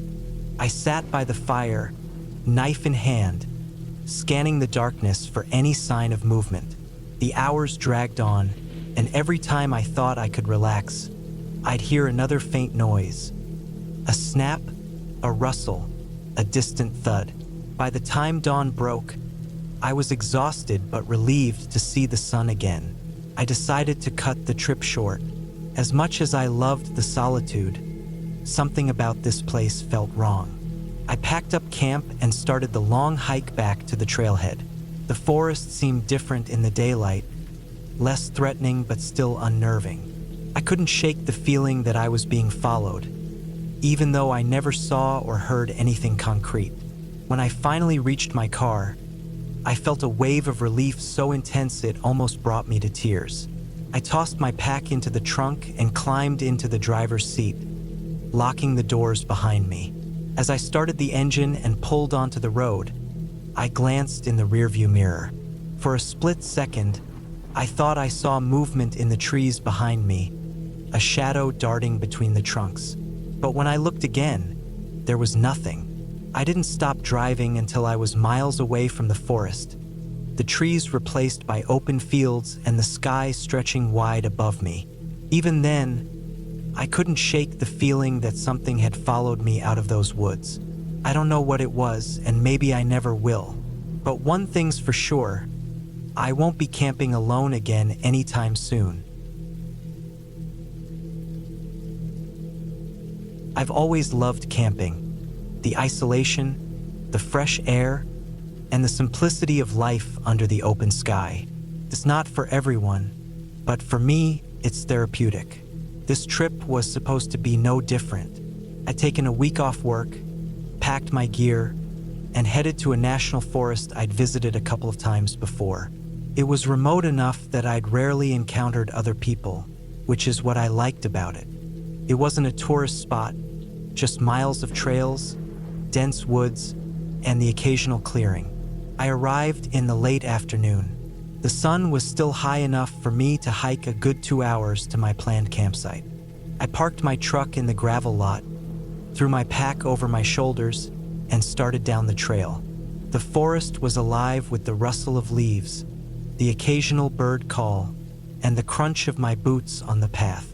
It was peaceful, the kind of peace you can only find far away from the constant hum of civilization. The campsite was a small clearing beside a creek. I'd camped there once before and remembered it as the perfect spot. Secluded, flat ground for the tent, and easy access to fresh water. When I got there, I set up camp quickly. Tent pitched, sleeping bag unrolled, and firewood gathered. By the time I got everything ready, the sun was setting, casting long shadows across the ground. I lit a small fire and cooked a simple meal. The smell of burning wood and the warmth of the flames made me feel at home. The first night was uneventful. I'd brought a book with me, but I barely made it through a chapter before my eyes started to droop. The quiet and the darkness were all-encompassing, and I fell asleep easily. The next morning, I woke with the sun and spent the day hiking and exploring. The forest was beautiful, full of towering trees and hidden trails. I came across a few deer, a fox, and even a black bear at a distance. It was everything I wanted the trip to be. It wasn't until the second night that things started to feel off. I was sitting by the fire, the woods around me pitch black except for the circle of light cast by the flames. I'd been listening to the usual forest sounds: crickets, the distant hoot of an owl, the occasional rustle of leaves in the breeze. But suddenly, it all stopped. The silence was so abrupt it felt unnatural. No crickets, no birds, nothing. Just the crackling of my fire and the sound of my own breathing. I sat there, staring into the darkness beyond the firelight, my senses on high alert. I told myself it was nothing. Maybe a predator nearby had scared everything into silence. A mountain lion, perhaps. I'd read that their presence could cause this kind of reaction in other animals. Still, I couldn't shake the feeling of being watched. I'd been camping enough times to know that your mind can play tricks on you, especially in the dark, but this felt different. The air seemed heavier, the shadows deeper. I stayed up later than usual, poking at the fire and listening for any sound. Eventually, the forest seemed to come back to life. The crickets started chirping again, and the tension in my chest eased. I put out the fire and crawled into my tent, telling myself I was being ridiculous. The next morning, I found something strange. About 10 yards from my campsite, the ground was disturbed. The dirt looked like it had been dug up and scattered around, though there were no animal tracks that I could see. It was just a patch of churned up earth, maybe 3 feet across. I frowned at it, but again, I told myself it was nothing. Maybe a raccoon or some other animal digging for food. I'd seen similar things before, though usually with clearer signs of the culprit. The rest of the day was uneventful, though I couldn't shake the feeling of unease that had settled over me. I went about my usual routine. Hiking, gathering wood, checking the area for any sign of other people or large predators. The forest felt normal, but there was a tension in me that I couldn't explain. It was like a low hum in the back of my mind, keeping me on edge. That night, I decided to keep the fire going longer. It wasn't a rational decision. It just made me feel safer. The fire was like a barrier, a circle of safety in the dark. I sat by it, watching the flames dance, and listened to the forest. The silence from the night before didn't return, but I still felt uneasy. My eyes kept darting to the edges of the firelight, searching for movement. Around midnight, I heard something. It was faint at first, barely audible over the crackling of the fire. A soft rustling, like something moving through the underbrush. My heart started to race. I sat perfectly still, straining my ears. The sound grew louder, coming closer. It wasn't the random rustling of wind or a small animal. It was deliberate, steady. I grabbed the flashlight from my pack and shone it toward the sound. The beam cut through the darkness, illuminating trees and bushes, but nothing else. The rustling stopped as soon as the light hit the area. I waited, holding my breath, but there was nothing, just the trees swaying slightly in the breeze. After a while, I turned the flashlight off and sat back down, my nerves on edge. I didn't sleep much that night. Every little sound seemed amplified, every shadow menacing. When the first light of dawn broke through the trees, I felt a wave of relief. The daylight made everything feel normal again. I packed up some food and water and decided to take a longer hike, hoping to clear my head. About 3 miles from camp, I found something that stopped me in my tracks. It was another patch of disturbed earth, larger than the one near my campsite. This one was about 6 feet across and deeper, like someone or something had been digging with purpose. There were no tracks, no tools, nothing to explain it. Just loose dirt and an eerie sense of wrongness. I stood there for a long time, staring at the hole. My mind raced with possibilities. Was someone else out here? A hunter? A camper? But why dig holes like this? And why so close to my campsite? The forest had always felt like a safe place to me, but now it felt different, like I didn't belong here anymore. I decided to cut my trip short. I told myself I was overreacting, but I couldn't shake the feeling that something wasn't right. I packed up camp quickly, not bothering to take my time like I usually did. The forest was quiet again, but it didn't feel peaceful. It felt like it was holding its breath, waiting. As I hiked back to the trailhead, I kept looking over my shoulder. Couldn't help it. The feeling of being watched had returned, stronger than before. Every rustle of leaves, every crack of a twig, set my nerves on edge. I told myself it was just paranoia, but it didn't help. I quickened my pace, my pack feeling heavier with each step. When I finally reached my truck, I felt a wave of relief so strong it nearly brought me to tears. I tossed my gear into the back, climbed into the driver's seat, and locked the doors. As I started the engine, I glanced back at the trailhead. The forest stood there, silent and still, as if it had been watching me leave. The drive home was uneventful, but the feeling of unease lingered. I couldn't stop thinking about the disturbed earth, the silence, the sounds in the night. I've been camping dozens of times since then, but I've never returned to that forest. Some things are better left unexplored, I think. Sometimes it's enough to know when to leave. I've always been a fan of the outdoors. The idea of being surrounded by nothing but trees, rivers, and the sky makes me feel free. So, when I finally got some time off work, I decided to go camping alone. I'd been to this forest before, but only during group trips. This time, I wanted solitude, a chance to disconnect from everything. I planned meticulously. I packed enough food and water for 3 days, a sturdy tent, my sleeping bag, a first aid kit, and a flashlight with extra batteries. I also brought my pocket knife, a small hatchet, and a map of the area. I didn't want to rely on my phone for navigation since reception in the forest was unreliable. The drive to the trailhead was uneventful, though the road became rougher the closer I got. It was one of those gravel roads that seemed to stretch forever, kicking up dust and making the car rattle. Finally, I reached the parking lot, which was empty except for a single old truck. That didn't bother me. The fewer people, the better. The trail was beautiful. Tall pines surrounded me, their needles carpeting the ground and muffling my footsteps. Birds chirped above, and the air was cool and crisp. I felt a sense of calm as I hiked deeper into the forest. Every now and then, I'd stop to take in the scenery or check my map to ensure I was on the right path. My goal was a small clearing near a creek about 6 miles in.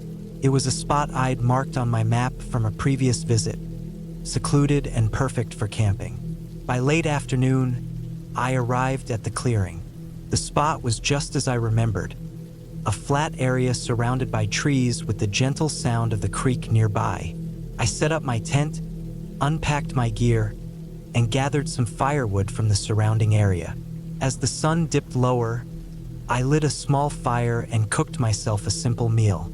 There's something about eating in the woods that makes even the blandest food taste amazing. As night fell, the forest came alive with sounds. Crickets chirped, frogs croaked near the creek, and an occasional rustle in the bushes reminded me that I wasn't alone out here. I wasn't worried, though. I knew the forest was home to deer, raccoons, and other harmless animals. After finishing my meal, I doused the fire and crawled into my tent. The cool night air and the soothing sound of the creek quickly lulled me to sleep. I woke up in the middle of the night to an odd noise. It wasn't the usual rustling or chirping I'd grown accustomed to. This was a sharp, snapping sound, like a branch breaking underfoot. I lay still, listening. Came again, closer this time. My heart started to race. Could be an animal, I told myself, maybe a deer or a raccoon. But then I heard another sound. A faint, deliberate crunch of leaves, as if someone were walking nearby. I grabbed my flashlight and unzipped the tent as quietly as I could. Shining the light around, I saw nothing but trees and darkness. The noise had stopped. I stood there for a while, scanning the woods and straining my ears.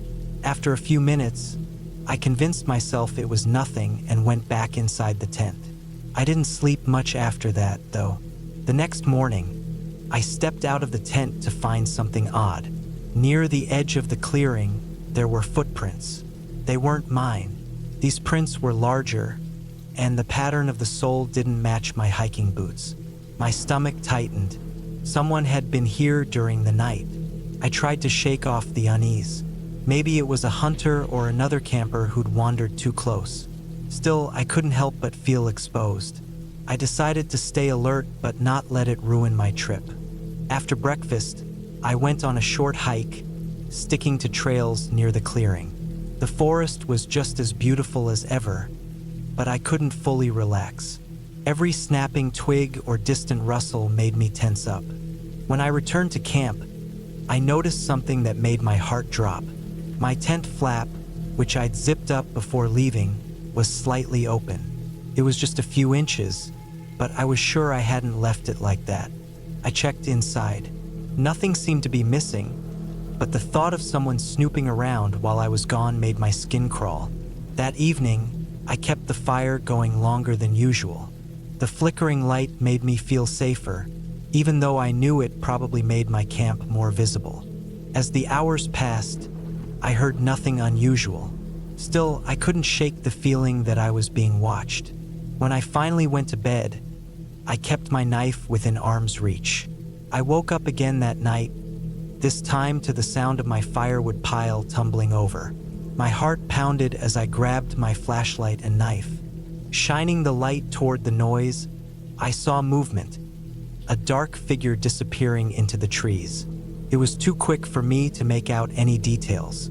I stood there, frozen, for what felt like forever. My mind raced with questions. Who was it? What did they want? I didn't sleep at all after that. As soon as the sun rose, I packed up my gear. I didn't care about finishing my trip anymore. I just wanted to get out of there. The hike back to the car was nerve-wracking. Every sound, every shadow put me on edge. I kept looking over my shoulder, half expecting to see someone following me. When I finally reached the parking lot, I was relieved to see my car untouched. I threw my gear in the back and got in, locking the doors immediately. As I started the engine, I noticed something that made my blood run cold. On the dusty rear window of my car, someone had drawn a smiley face. I drove out of there as fast as I could, heart pounding the whole way. Even now, I can't explain what happened. Maybe it was just some weirdo trying to scare me, or maybe it was something worse. All I know is that I'll think twice before camping alone again. I had been looking forward to this camping trip for months. Work had been relentless, and I needed a break from the constant emails, meetings, and the glaring fluorescent lights of the office. My plan was simple: spend 3 nights alone in the woods, away from civilization, to reset my mind. I packed everything I thought I would need: a tent, sleeping bag, portable stove, first aid kit, enough food and water, and a small solar-powered charger for my phone. The location I chose was a national forest about a 3-hour drive from the city. It was far enough to feel secluded, but not so remote that I couldn't hike out if something went wrong. I'd done my research, checked weather forecasts, and even told a friend exactly where I'd be. Felt like I'd covered all my bases. I arrived mid-morning on a Friday. The trailhead was quiet, with only a few cars parked nearby. The forest stretched endlessly in all directions, a mix of towering pines and dense underbrush. The air was cool but carried the promise of warmth as the sun climbed higher. I hoisted my backpack, locked my car, and set off. The hike to my planned campsite was about 6 miles, mostly uphill. The trail wound through patches of sunlight and shadow, the ground covered in a carpet of fallen leaves and pine needles. Occasionally, I'd hear the rustling of animals, probably squirrels or birds, but otherwise it was peaceful. By the time I reached the spot I'd marked on my map, the sun was directly overhead. It was a small clearing surrounded by trees, with a slight slope leading down to a creek about 50 yards away. Perfect. I set up my tent and laid out my gear, making sure everything was in order. After a quick lunch of trail mix and a granola bar, I spent the afternoon exploring the area. The creek's water was cold and clear, flowing over smooth rocks and creating a soothing soundtrack. I followed it downstream for a while, finding another, smaller clearing that looked like a good backup spot if I needed it. By the time I returned to my tent, the shadows were growing long, and the temperature was dropping. I lit a small campfire, cooked a simple meal of instant noodles, and sat back to enjoy the quiet. The first night was uneventful. I woke up once or twice, startled by the unfamiliar sounds of the forest, but each time I reassured myself it was just the wind or an animal moving through the brush. By morning, I felt rested and ready to tackle a day of hiking and exploring. Saturday passed in much the same way. I ventured further from my campsite, climbing a rocky hill that offered a stunning view of the surrounding forest. I took photos, ate lunch on the hilltop, and soaked in the solitude. When I returned to camp in the late afternoon, I noticed something strange. A small pile of stones near the edge of the clearing. I hadn't put it there. It looked deliberate, the stones carefully stacked. For a moment, I felt a prickle of unease, but I convinced myself it was nothing. Maybe someone else had camped here recently and left it behind. That night, the unease returned. I'd extinguished my fire and crawled into my tent, zipping it up tightly against the cold. The forest seemed quieter than before, the usual rustling and chirping replaced by an oppressive stillness. I lay there for what felt like hours, unable to shake the feeling that something was off. Eventually, exhaustion won, and I drifted into a fitful sleep. I woke abruptly to a sound outside my tent. It was faint but unmistakable, the crunch of footsteps on dry leaves. My heart began to race. I reached for my phone, fumbling to turn on the flashlight. The beam of light cut through the darkness, illuminating the thin walls of the tent. The sound stopped. I held my breath, straining to hear anything else. After a long moment, I convinced myself it was an animal, a deer or maybe a raccoon, and forced myself to lie back down. Still, I kept the flashlight in my hand, just in case. Sunday morning dawned cloudy and gray. I decided to stay closer to camp, still shaken by the events of the night before. As I walked to the creek to refill my water bottles, I noticed something that made my stomach drop. Another pile of stones, this one larger and more intricate than the first. It hadn't been there the day before. Someone had been here, and it wasn't me. I spent the rest of the day on edge, constantly looking over my shoulder. Every rustle of leaves, every snapping twig set my nerves on fire. I debated cutting the trip short, but part of me didn't want to give in to fear. I told myself I'd leave first thing Monday morning as planned. That night, I built a larger fire, hoping the light would keep any intruders away. I stayed up as long as I could, staring into the flames and listening to the forest. Sometime after midnight, I heard it again. Footsteps. This time, they were closer, circling the edge of the clearing. My fire had burned down to embers, casting faint shadows that danced on the trees. I sat frozen, clutching the knife I'd taken from my pack.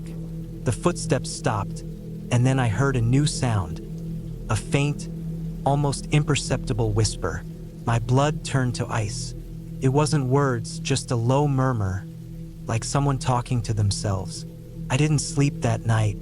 As soon as the first light of dawn broke through the trees, I packed up my gear and started hiking back to the car. Every step felt agonizingly slow, my ears straining for any sign of pursuit. When I finally reached the trailhead, I'd never been so relieved to see my car. I tossed my pack in the trunk and climbed into the driver's seat, locking the doors before starting the engine. As I drove away, I glanced in the rearview mirror. For a split second, I thought I saw movement in the trees, a shadow slipping between the trunks. But when I looked again, there was nothing. I've thought about that trip every day since. I don't know who or what was out there, and I'm not sure I want to. All I know is that I'll never camp alone again. I'll never forget that camping trip. It was supposed to be a weekend away from everything. Just me, the wilderness, and the sound of the wind threading through the trees. I wanted something quiet and solitary, a chance to clear my head after months of city noise and the relentless buzz of work. I'd read about the spot, an isolated stretch of forest in a state park that was barely visited, miles away from the main trails. Perfect. I packed light but carefully.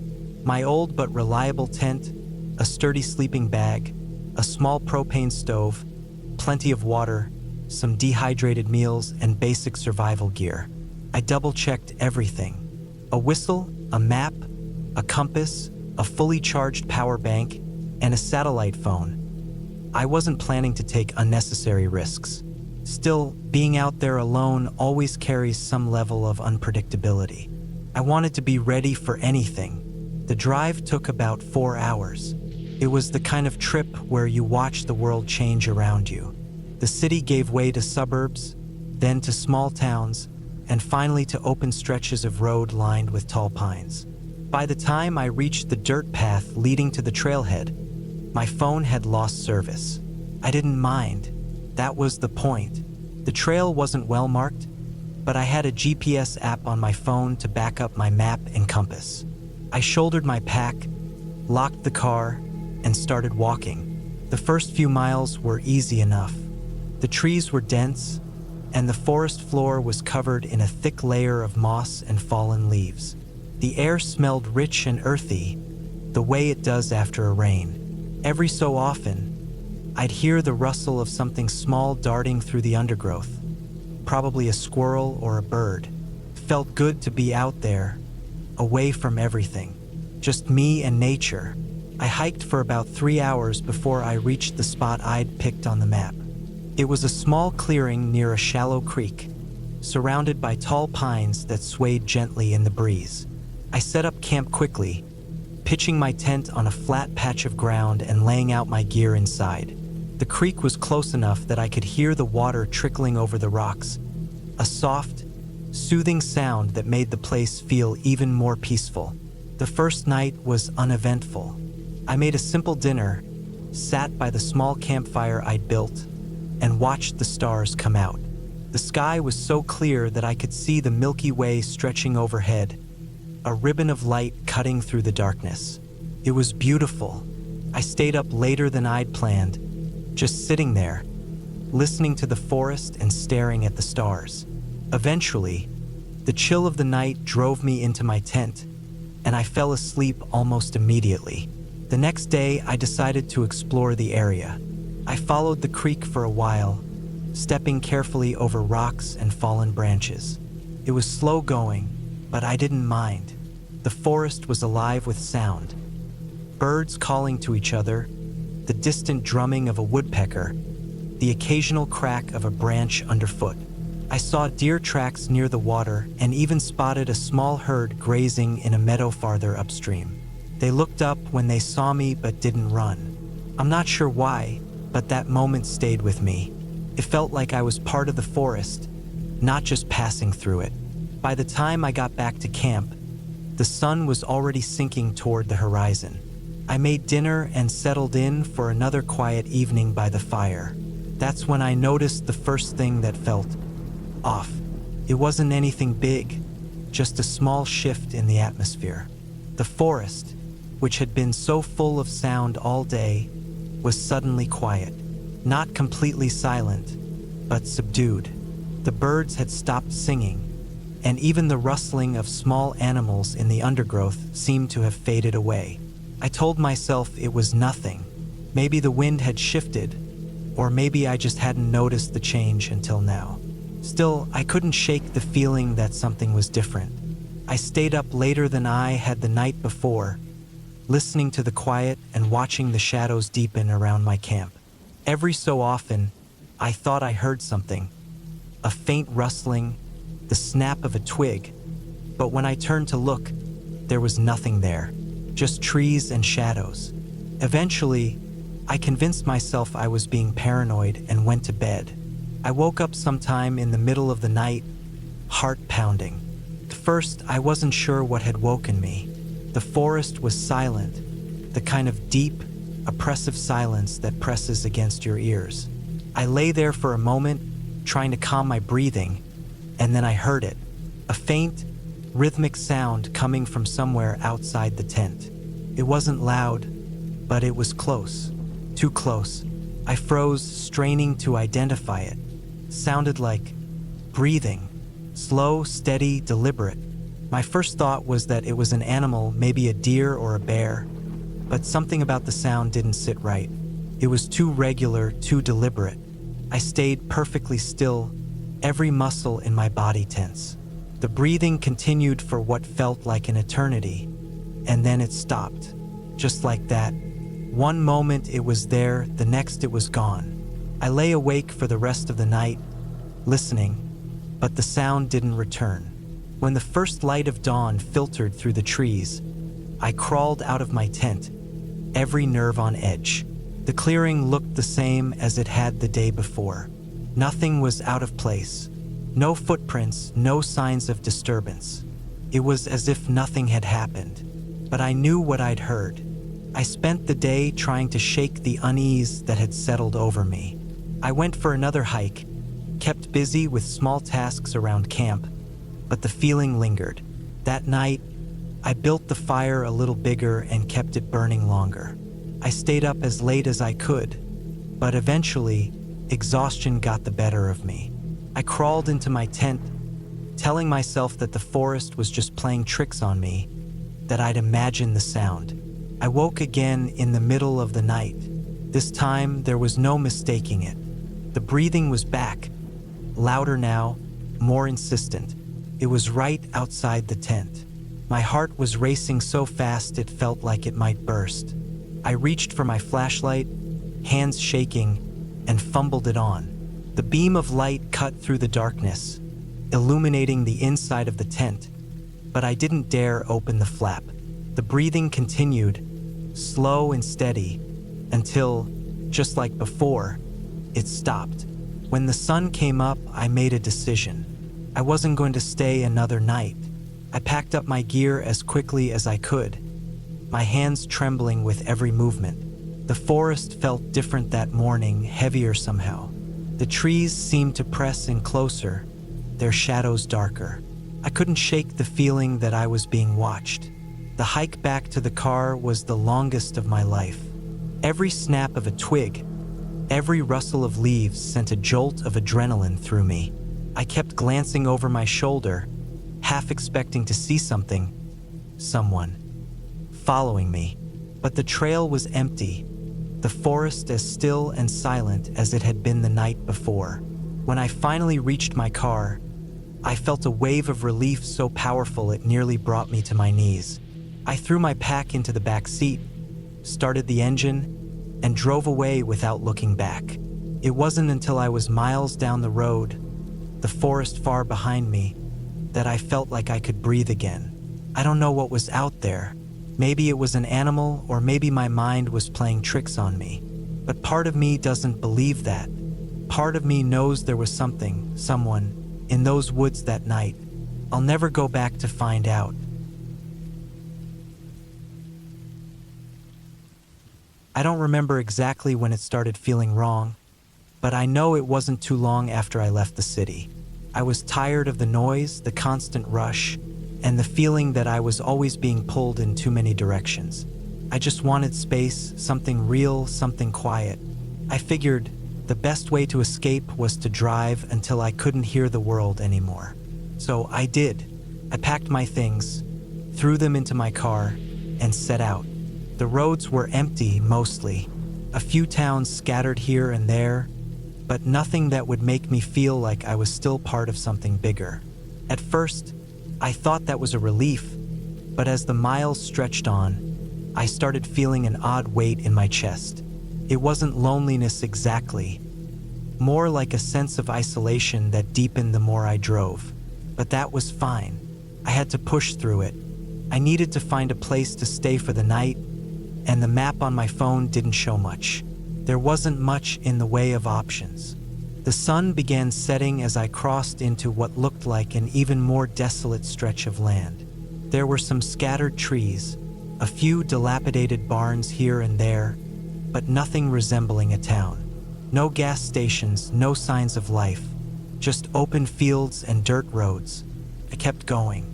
My car hummed along, the only sound filling the silence.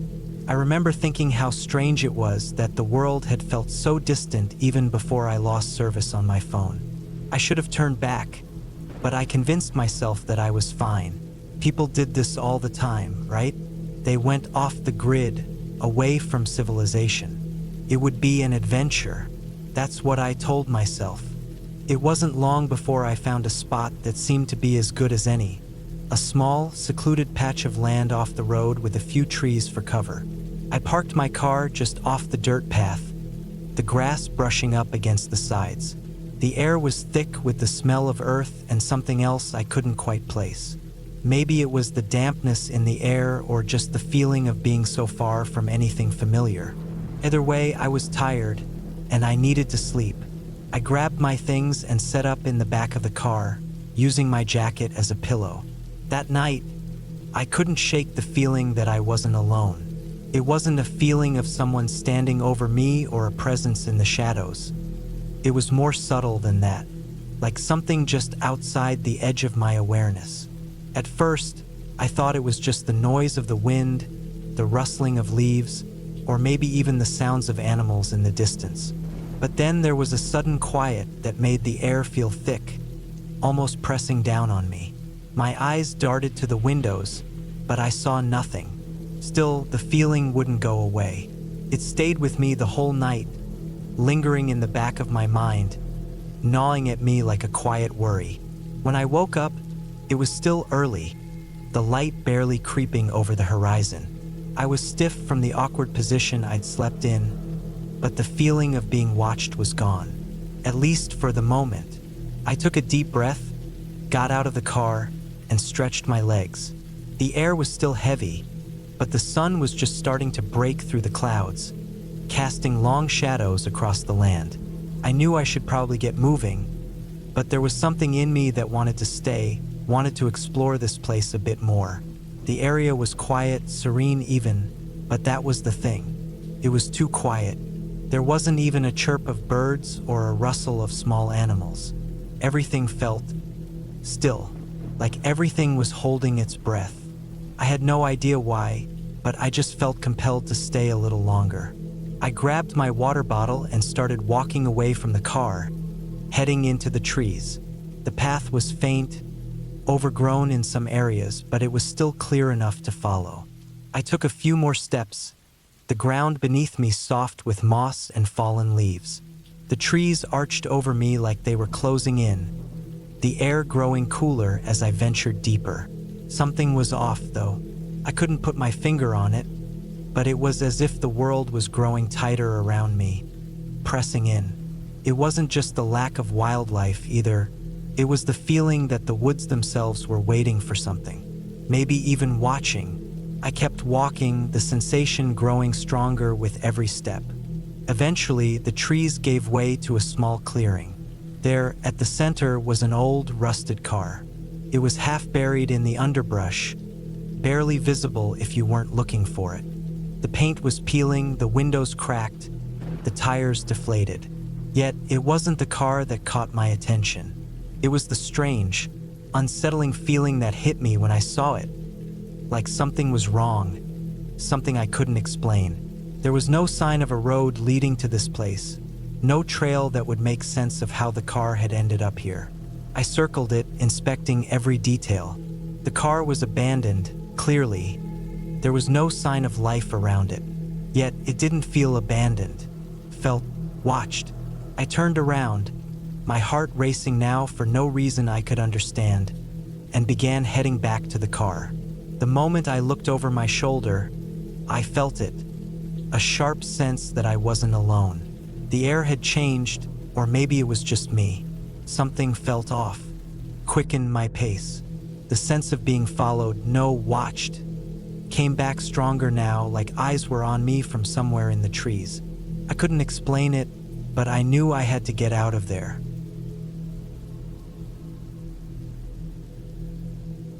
I was halfway through my cross-country road trip when I found myself on an isolated stretch of highway in the middle of nowhere. The road stretched ahead endlessly, flanked by nothing but flat, barren land as far as the eye could see. The sun was setting, and the sky was painted in hues of orange and pink, but the beauty of it was lost on me. I was running low on gas, and there hadn't been a service station or a single sign of civilization for miles. My phone had no signal, and I was beginning to feel the creeping unease that comes with being utterly alone. I cursed myself for not filling up earlier when I had the chance. The last town I passed through was hours ago, a blink-and-you'll-miss-it place with a single diner and a gas pump that looked like it hadn't been used since the 60s. I had waved it off, confident that I'd find a bigger station up ahead. Now, I was regretting that decision with every mile I drove. The car's gas gauge dipped into the red zone, and I knew I couldn't keep going much longer. I scanned the horizon for any sign of life, but all I saw was the endless, empty expanse of dirt and scrub. The road was eerily quiet. I hadn't seen another car in hours. It was as if I was the only person left in the world. As the last rays of sunlight disappeared, plunging the landscape into darkness, I spotted something in the distance. At first, I thought it was a mirage, a trick of my desperate mind, but as I got closer, I saw it was a building.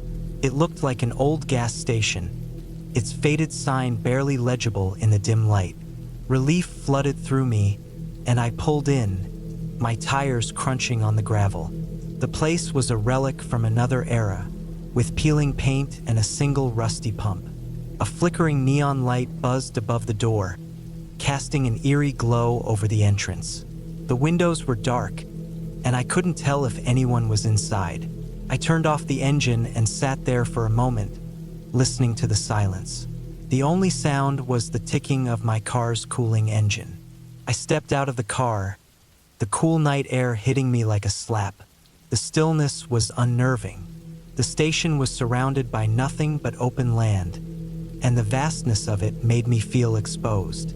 I walked to the door and pushed it open, the creak of the hinges echoing in the empty space.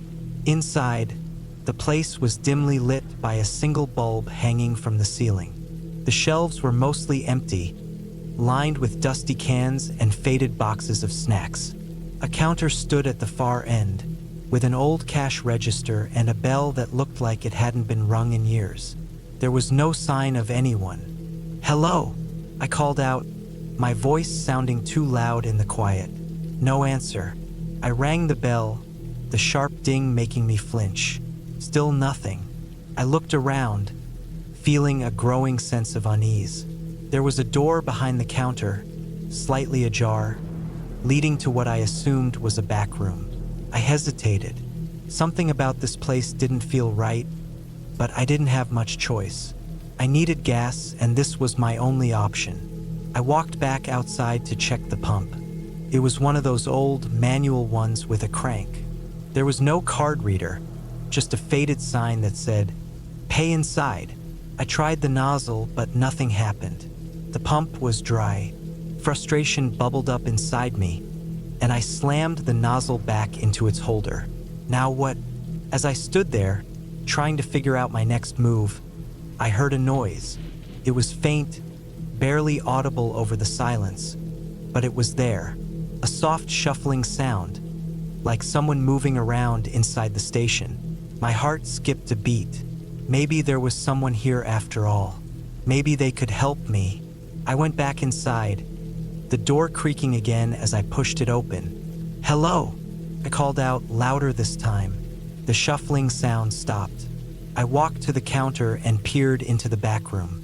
It was dark, but I could make out the outline of shelves and boxes. "I'm sorry to bother you, but I'm out of gas. Is there anyone here?" Still no answer. The silence was oppressive, pressing down on me like a weight. I stepped closer to the door, trying to see if there was anyone in the shadows. That's when I noticed the smell. It was faint at first, but as I got closer, it grew stronger. A sickly, metallic odor that made my stomach turn. My instincts screamed at me to leave, but my curiosity got the better of me. I pushed the door open wider. The back room was a mess, cluttered with broken furniture and piles of junk. In the corner, I saw what looked like a sleeping bag, crumpled and stained. Next to it was a pile of empty cans and food wrappers. Someone had been living here recently. The smell was stronger now, almost overwhelming. I covered my nose with my sleeve, my eyes scanning the room for the source. And then I saw it, a dark stain on the floor, spreading out from beneath the sleeping bag. My mind struggled to process what I was looking at, but deep down I knew. It was blood, a lot of it. Panic set in. I stumbled back, my heart racing. I needed to get out of here. I turned and bolted for the door, my footsteps echoing in the empty station. As I reached the exit, I heard the shuffling sound again, louder this time. It was coming from outside, near my car. I froze, my hand on the door. My car was my only way out, but if someone was out there, I didn't want to think about what that meant. I peeked through the window, trying to see if I could spot anything. The darkness outside was almost complete, but the faint light from the neon sign illuminated the area around my car. That's when I saw the figure. A man standing near the driver's side door, his back to me. He was tall and thin, wearing a tattered jacket and jeans. He wasn't moving, just standing there, staring at my car. My breath caught in my throat. I didn't know if he had seen me, but I wasn't about to wait and find out. I backed away from the door, my mind racing. I needed to think. I couldn't stay here, but I couldn't just walk up to my car with him standing there. I looked around the station for anything I could use as a weapon, but there was nothing, just empty shelves and broken furniture. The man outside moved, turning slightly as if he was looking around. I ducked down behind the counter, my heart pounding so hard it felt like it might burst out of my chest. I couldn't see him anymore, but I could hear his footsteps crunching on the gravel outside. He was moving, circling the car. I took a deep breath, trying to calm myself. I needed to get to the car. If I could just make it inside and lock the doors, I might have a chance. I waited, listening to the sound of his footsteps.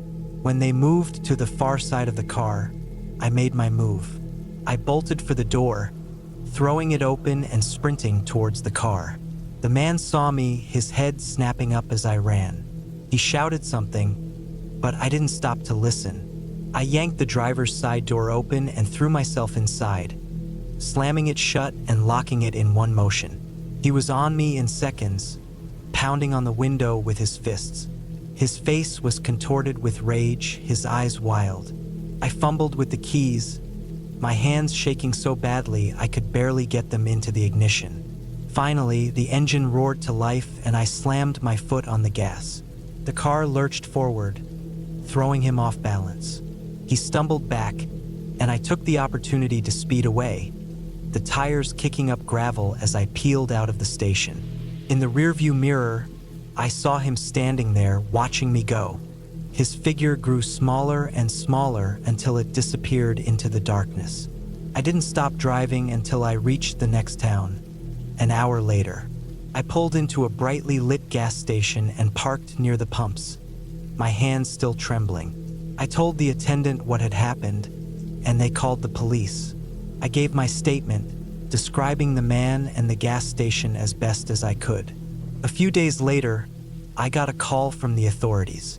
They had investigated the station but found no sign of the man. The back room was exactly as I had described, bloodstains and all, but there were no bodies, no evidence of who the blood belonged to. They told me the station had been abandoned for years, a relic of a bygone era.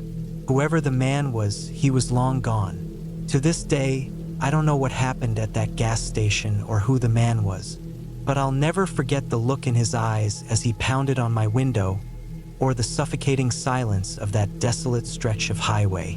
It was a reminder that sometimes, The scariest things in life aren't ghosts or monsters, but the darkness that exists in the hearts of men.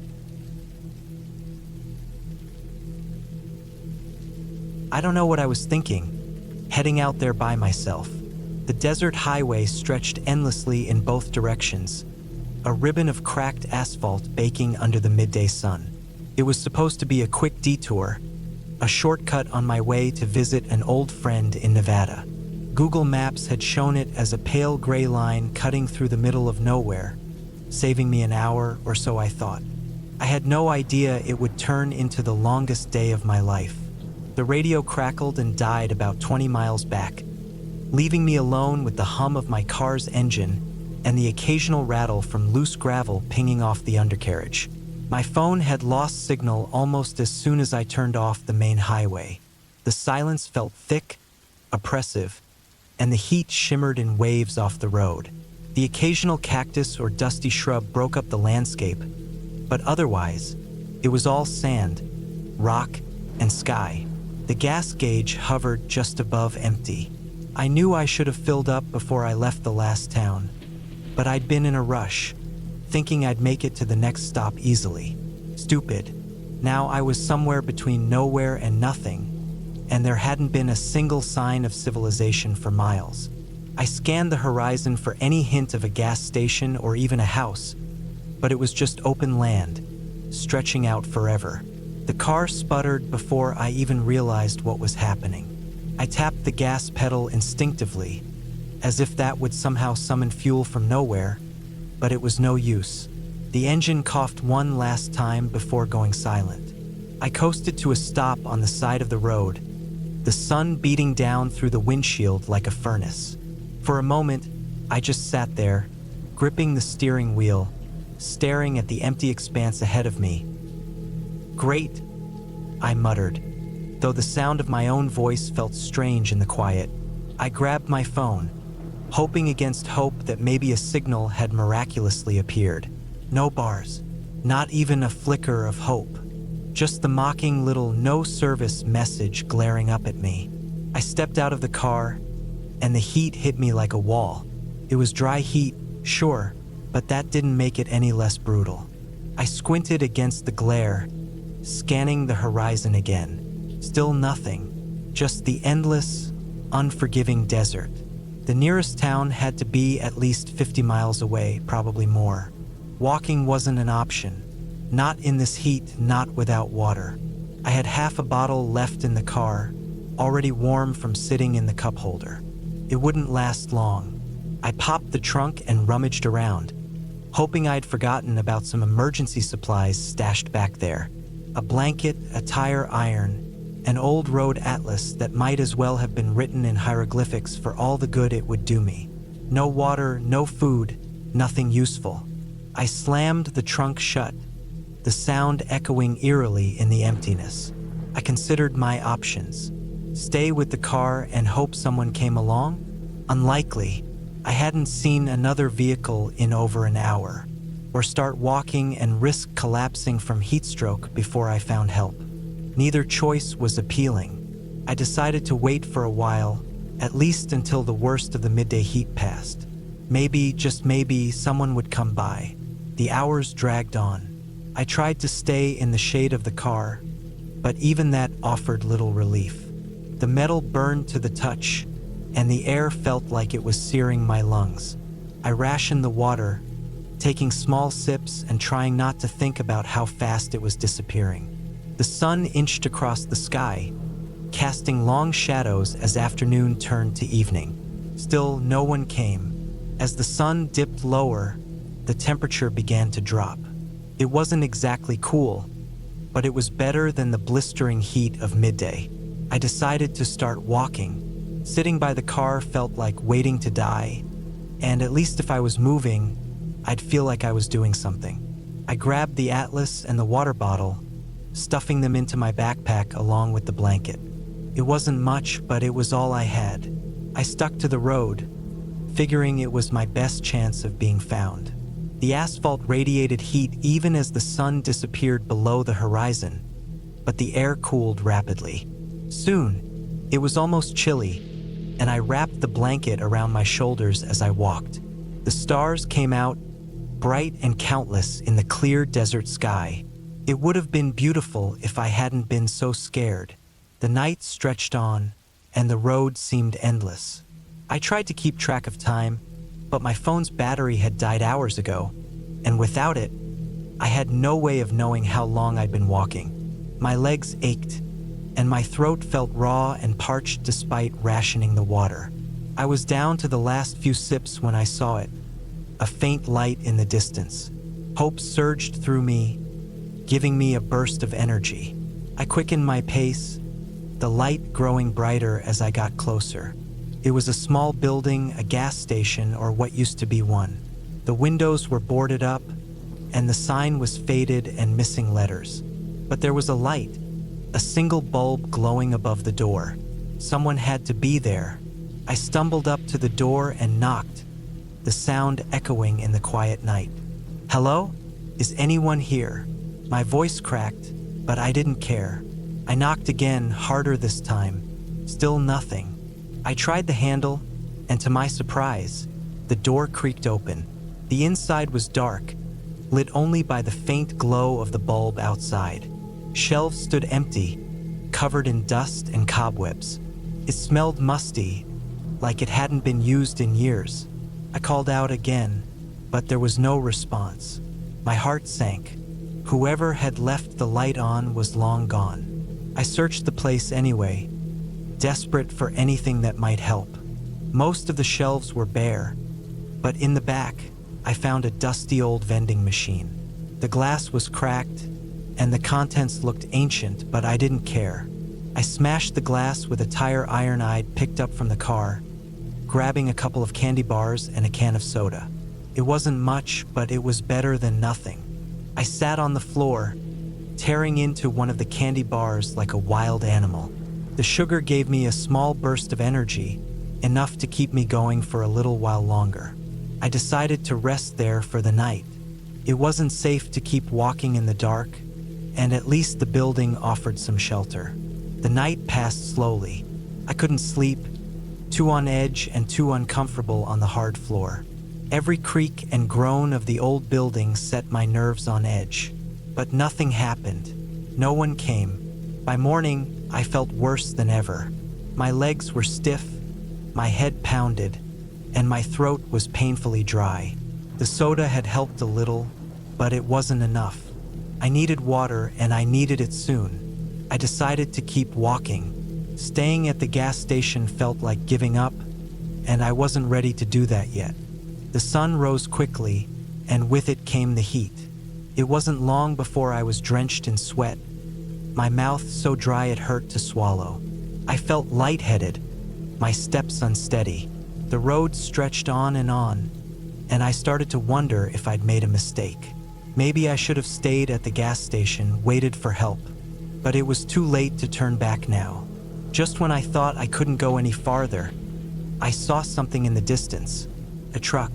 It was coming toward me, kicking up a cloud of dust as it rumbled down the road. I waved my arms frantically, stumbling into the middle of the road to make sure they saw me. The truck slowed, then stopped a few feet away. The driver leaned out the window, a middle-aged man with a weathered face and kind eyes. "You all right, miss?" he asked, his voice tinged with concern. I nodded weakly, too exhausted to speak. He got out and helped me into the truck, offering me a bottle of water. I drank greedily, the cool liquid soothing my parched throat. "What are you doing out here all alone?" he asked as he climbed back into the driver's seat. I managed to explain what had happened, my voice hoarse and shaky. He listened patiently, nodding as I spoke. "You're lucky I came along," he said when I finished. "Not many people take this road anymore. Let's get you to the nearest town, get you some proper help." I leaned back in the seat, the weight of the past day finally lifting. For the first time since my car had broken down, I felt safe. As the truck rumbled down the road, I watched the desert landscape pass by, the sun blazing high in the sky. It wasn't over yet, but I knew I was going to be okay. and that was enough.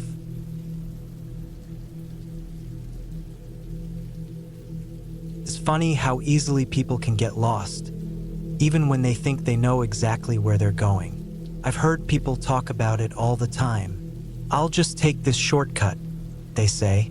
"It's faster, it'll save me time." What they don't realize is that shortcuts often lead to unexpected places, and not always the ones you'd want to find. I never thought it would happen to me, though. I mean, I'm not the type of person who gets lost. I'm a practical guy. I've done a lot of traveling, road trips, camping, hiking, and I'm good with directions. Or at least I thought I was. The whole thing started when I decided to take a different route home from work one night. It was late, maybe around 10 p.m., and I was tired. My usual route was always the same. The highway to the main road, past the gas station, then a right turn onto a small country road that would take me home. That night, though, something told me to try a shortcut. Maybe I was too eager to get home. Maybe it was because I'd seen a sign for a new road that promised a faster route, or maybe it was just a whim. Whatever the reason, I ignored my instincts and turned onto the new road. First, everything seemed fine. The road was narrow but well paved, and there was barely any traffic. I passed a few houses, some old barns, and a couple of rusted cars parked in front of weather-beaten trailers. Everything seemed pretty normal for the middle of nowhere. The air was crisp, and the quiet of the night was unsettling in a way that made my skin prickle. But I didn't think much of it. After all, I'd been on roads like this before. I drove for what felt like an hour. The farther I went, the more the road twisted and turned, narrowing and fading into a gravel path. I noticed how much darker it was out here. There were no streetlights, no signs of life. Just me, my car, and the headlights slicing through the blackness. A few trees leaned over the road, their branches making eerie shadows that danced in front of my headlights. It didn't bother me at first. I figured the road would open up again soon, like every other shortcut I'd taken in the past. But the more I drove, the more I realized this wasn't just a shortcut. It was an isolated path leading somewhere far from civilization. I checked my phone. No service. Of course, I always forget that out here the signal's spotty at best and non-existent at worst. But it wasn't a big deal. I had enough gas. I knew the general direction of where I was headed, and there was no reason to think anything could go wrong. Then I saw it. A turnoff just ahead. It wasn't marked by any sign, and the road looked even more overgrown than the one I had been on. A small wooden post stuck out from the grass, half-rotted and barely noticeable in the dark. But something about it caught my eye. It seemed off. A chill ran through me as I slowed the car and approached it. The road curved, and I could just make out a small trail leading into the trees. The kind of trail that no one ever uses anymore. The kind that seemed almost like it was begging not to be followed. I don't know what made me do it, but I turned onto that road. I kept driving slowly, hoping that I'd find a clearing or something to break the dense woods surrounding me. The trees closed in tighter as I went on, their branches nearly touching my windshield. It was suffocating. The air felt heavier here, thick with the smell of damp earth and pine needles. The silence was almost too quiet, if that makes sense. There wasn't a sound. No animals, no wind rustling through the leaves. Nothing. I should have turned back, but I didn't. The road didn't seem like a road at all anymore. It was more of a rough path, a muddy trail that could barely fit my car. The headlights flickered a few times as I hit potholes and uneven patches of dirt. The further I went, the more it felt like the world around me was closing in. There was no sign of life, no houses, no barns, nothing. Just trees and shadows. And then I saw it. A house. It was small, old, and crooked. The kind of house you'd expect to find in a horror story. Run down with peeling paint and sagging walls. It sat just off the road, hidden by thick bushes and trees. There was no driveway, no signs of activity, just this abandoned-looking place in the middle of nowhere. I couldn't understand why anyone would live out here, let alone build a house like that. I pulled over and sat there, staring at it for a few moments, unsure of what to do. The air was thick with an unsettling calmness. Something felt wrong about this place, but I couldn't quite put my finger on it. I thought about just driving away, but I was too curious. My mind raced with thoughts of what could be behind that house. Maybe it was just some forgotten relic of the past. Maybe it had an interesting history. Maybe it was just abandoned. But even that seemed strange in a place this remote. Eventually, I decided to take a quick look.